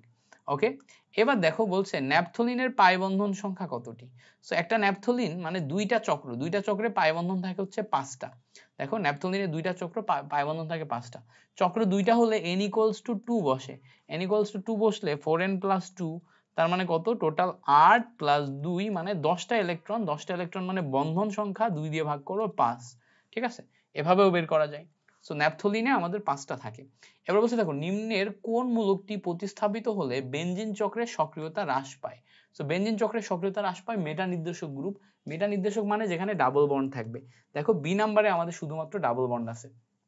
এবার বলছে যে কোন যৌগটি অ্যালিফেটিক অ্যারোমেটিক উভয় ধর্ম প্রদর্শন করে। টলুইন আমরা দেখে আসছি, টলুইন হচ্ছে অ্যালিফেটিক অ্যারোমেটিক উভয় ধর্ম প্রদর্শন করে, উপরে CH3 মূলক থাকে, নিচে বেনজিন থাকে। এবার বলছে দেখো হাকেল নিয়ম প্রযোজ্য হয় নিচের কোন যৌগে। হাকেল নিয়ম আমাদের বেনজিন যৌগে প্রযোজ্য হয়, বাকিগুলা দেখো একটাও অ্যারোমেটিক না, শুধুমাত্র অ্যারোমেটিক যৌগে হাকেল তত্ত্ব খাটে। এবার বলছে দেখো নিচের কোন যৌগটি তোমার হচ্ছে যে C6H4Cl2 এর সমাণু নয়। সো আমাদের বেনজিনের উপর 2টা ক্লোরিন আছে, C6H4Cl2 মানে কি বেনজিন চক্রে 2টা ক্লোরিন প্রতিস্থাপিত হয়েছে। এখন এই যে 2টা ক্লোরিন, এই 2টা ক্লোরিন দেখো এই অর্থ অবস্থানে থাকতে পারে, এই 2টা ক্লোরিন অর্থের জায়গায় আমাদের তোমার মেটা অবস্থানে থাকতে পারে, এখানে থাকতে পারে। এই 2টা ক্লোরিন তোমার প্যারা অবস্থানেও থাকতে পারে, এখানের সাথে এখানেও থাকতে পারে। সো এই যে 3টা অবস্থানে থাকতে পারে, এই 3টা অবস্থানের উপর 3টা সমাণু তৈরি হয়, এটা একটা, এটা একটা, এটা একটা। এখন দেখি দেখো এটা একটা সমাণু, এটা একটা সমাণু, এটা একটা সমাণু, কিন্তু এইটা কিন্তু কোনো সমাণু না, ঠিক আছে, এটা কোনো সমাণু না, কারণ এটা ডিফারেন্ট একটা যৌগ, এর সাথে কোনো আণবিক সংকেতেরও মিল নেই। এবার বলছে মেটা নির্দেশক মূলক কোনটি। মেটা নির্দেশক মানে কার্বন কার্বন ডাবল বন্ড বা কার্বনের সাথে অন্য কারোর ডাবল বন্ড থাকতে হবে। দেখো CN মানে কি C ট্রিপল বন্ড N, এই ট্রিপল বন্ড মানেই হচ্ছে মেটা নির্দেশক। আরো ভালোভাবে বুঝতে গেলে দেখো এইটা X এইটা Y, দেখো Y এর তড়িৎ ঋণাত্মকতা বেশি, Y এর তড়িৎ ঋণাত্মকতা বেশি, তার মানে এটা হচ্ছে আমাদের মেটা নির্দেশক। বুঝতে পারছি না? এবার ভালো করে খেয়াল করো, বলছে নিচের কোনটি অনাদ্র অ্যালুমিনিয়াম ক্লোরাইডের উপস্থিতিতে বেনজিনের সাথে বিক্রিয়া করে টলুইন উৎপন্ন করে। সো বেনজিনের সাথে বিক্রিয়া করে টলুইন উৎপন্ন করতে গেলে আমাদের CH3Cl নিতে হবে, কারণ কি এই Cl চলে যাবে, এই Cl চলে যাবে, CH3 বেনজিনের উপর বসে যাবে। সো CH3Cl দেখো ডি নম্বরে আছে। এ বলছে ফেনলে কয়টি পাই ইলেকট্রন আছে। ফেনলে পাই ইলেকট্রন সংখ্যা ভালো করে খেয়াল করলে দেখবা বেনজিন বলয়ের উপরে OH হলে ফেনল, তাহলে এখানে পাই ইলেকট্রন তো আমাদের পাই বন্ধন তো আমাদের 3টাই, পাই বন্ধন 1টা 2টা 3টা। তো যেই 3টা পাই বন্ধন তার উপর ডিপেন্ড করে আমার সবকিছু হবে। তো 3টা পাই বন্ধনে আমাদের পাই ইলেকট্রন থাকবে হচ্ছে 6টা, তার মানে কি আমাদের অপশন বি নাম্বার হবে হচ্ছে কারেক্ট আনসার। এবার বলছে দেখো টলুইনকে ক্রোমিল ক্লোরাইড, এটা একটু মনে রাখার চেষ্টা করবা, আমাদের এখানে টলুইন আছে, টলুইন মানে হচ্ছে CH3।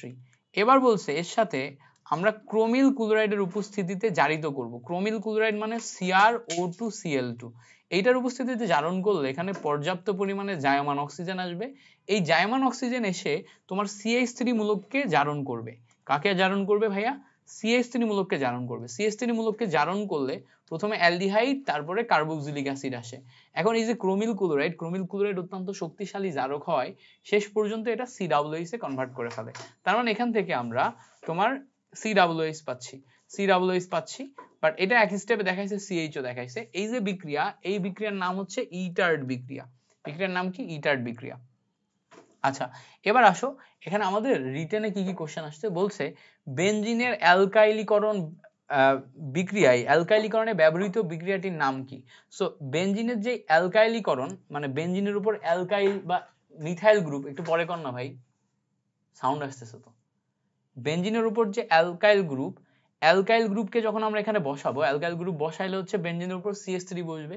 CH3 বসাইতে গেলে আমাদের ড্রাই অ্যালুমিনিয়াম ক্লোরাইডের উপস্থিতিতে বসাইতে হবে, আমরা এতক্ষণ ধরে দেখে আসছি। এই বিক্রিয়াটার নাম হচ্ছে ফিডেল ক্রাফট বিক্রিয়া। সো আমরা ফিডেল ক্রাফট বিক্রিয়ার মাধ্যমে বেনজিনের উপরে কিন্তু অ্যালকাইল গ্রুপ বা মিথাইল গ্রুপ বসাইতে পারি। এখন এই বিক্রিয়াটার নাম প্রথমে জিজ্ঞেস করছে, এটার জন্য 1 মার্ক। এবার বলছে যে বিক্রিয়াটি লিখো এবং বিক্রিয়ার কৌশল লিখো। সো টোটাল মিলে যদি আমাদের 2.5 মার্ক হয়, তাহলে এখানে আমাদের দিবে 0.5, এখানে দিবে 1, এখানে দিবে 1। এখন বিক্রিয়াটি তুমি কিভাবে লিখবা? সিম্পল বিক্রিয়াটি কিভাবে লিখবা দেখো, প্রথমে বেনজিন লিখবা, এবার বেনজিনের উপর CH3Cl লিখবা, এবার এটা ড্রাই অ্যালুমিনিয়াম ক্লোরাইডের উপস্থিতিতে তুমি বসাইলে তারপরে আসবে হচ্ছে আমাদের বেনজিনের উপর টলুইন। এখন এই বিক্রিয়ার মেকানিজম লিখতে হবে। এখন এই বিক্রিয়ার মেকানিজম খুব সিম্পল। দেখো প্রথমে আমাদের CH3Cl এর সাথে অ্যালুমিনিয়াম ক্লোরাইড এটা যোগ হয়ে দেখো প্রথমে আমাদের AlCl4 মাইনাসে কনভার্ট হয় এবং CH3 প্লাসে কনভার্ট হয়। এরপর বেনজিনের সাথে তোমার হচ্ছে AlCl4 বেনজিনের সাথে CH3 প্লাস গ্রুপ যুক্ত হয়, বেনজিনের সাথে দেখো আমি এখানে লিখলাম না, এখানে দেয়া আছে বেনজিনের সাথে CH3+ গ্রুপ যুক্ত হয়, যুক্ত হয়ে দেখো স্লোলি বেনজিনের উপরে তোমার দুইটা ভাগে ভাগ করে, এটাকে বলা হচ্ছে কার্বনিয়াম আয়ন বা ক্যাটায়নে কনভার্ট করে। ক্যাটায়নে কনভার্ট করলে দেখো এক সাইডে CH3 আর এক সাইডে H, দুইটা পার্টে বিভক্ত হয়ে যায়, এক সাইডে CH3 এক সাইডে H।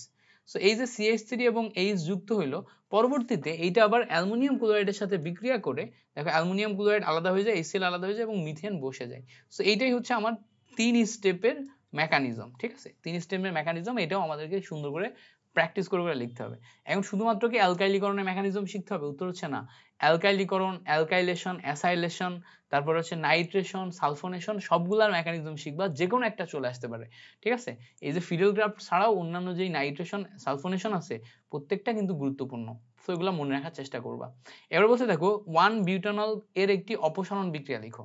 1 বিউটানল মানে হচ্ছে দেখো বিউটেন, বিউটেন মানে কি? 4 কার্বন বিশিষ্ট অ্যালকোহল। সো 4 কার্বন বিশিষ্ট অ্যালকোহলের অপসারণ বিক্রিয়া মানে তুমি সালফিউরিক অ্যাসিডের উপস্থিতিতে যদি এখান থেকে অপসারণ করো, তাহলে ওয়াটার অপসারণ হয়ে এখানে হচ্ছে বিউটিন বিউটিন 1 তৈরি হবে, মানে অ্যালকিন তৈরি হবে, ঠিক আছে? অ্যালকিন তৈরি হবে। বিক্রিয়াটা কিভাবে হবে যদি তোমাদের একটু দেখাই, দেখো প্রথমেই আমাদের বলছে বিউটানল 1, মানে বিউট মানে 4 কার্বন বিশিষ্ট। So CH3 CH2 CH2 CH2, যেহেতু 1 বলছে তার মানে এখানে OH। এখন অপসারণ বিক্রিয়া মানে এখান থেকে পানি অপসারণ করা সম্ভব।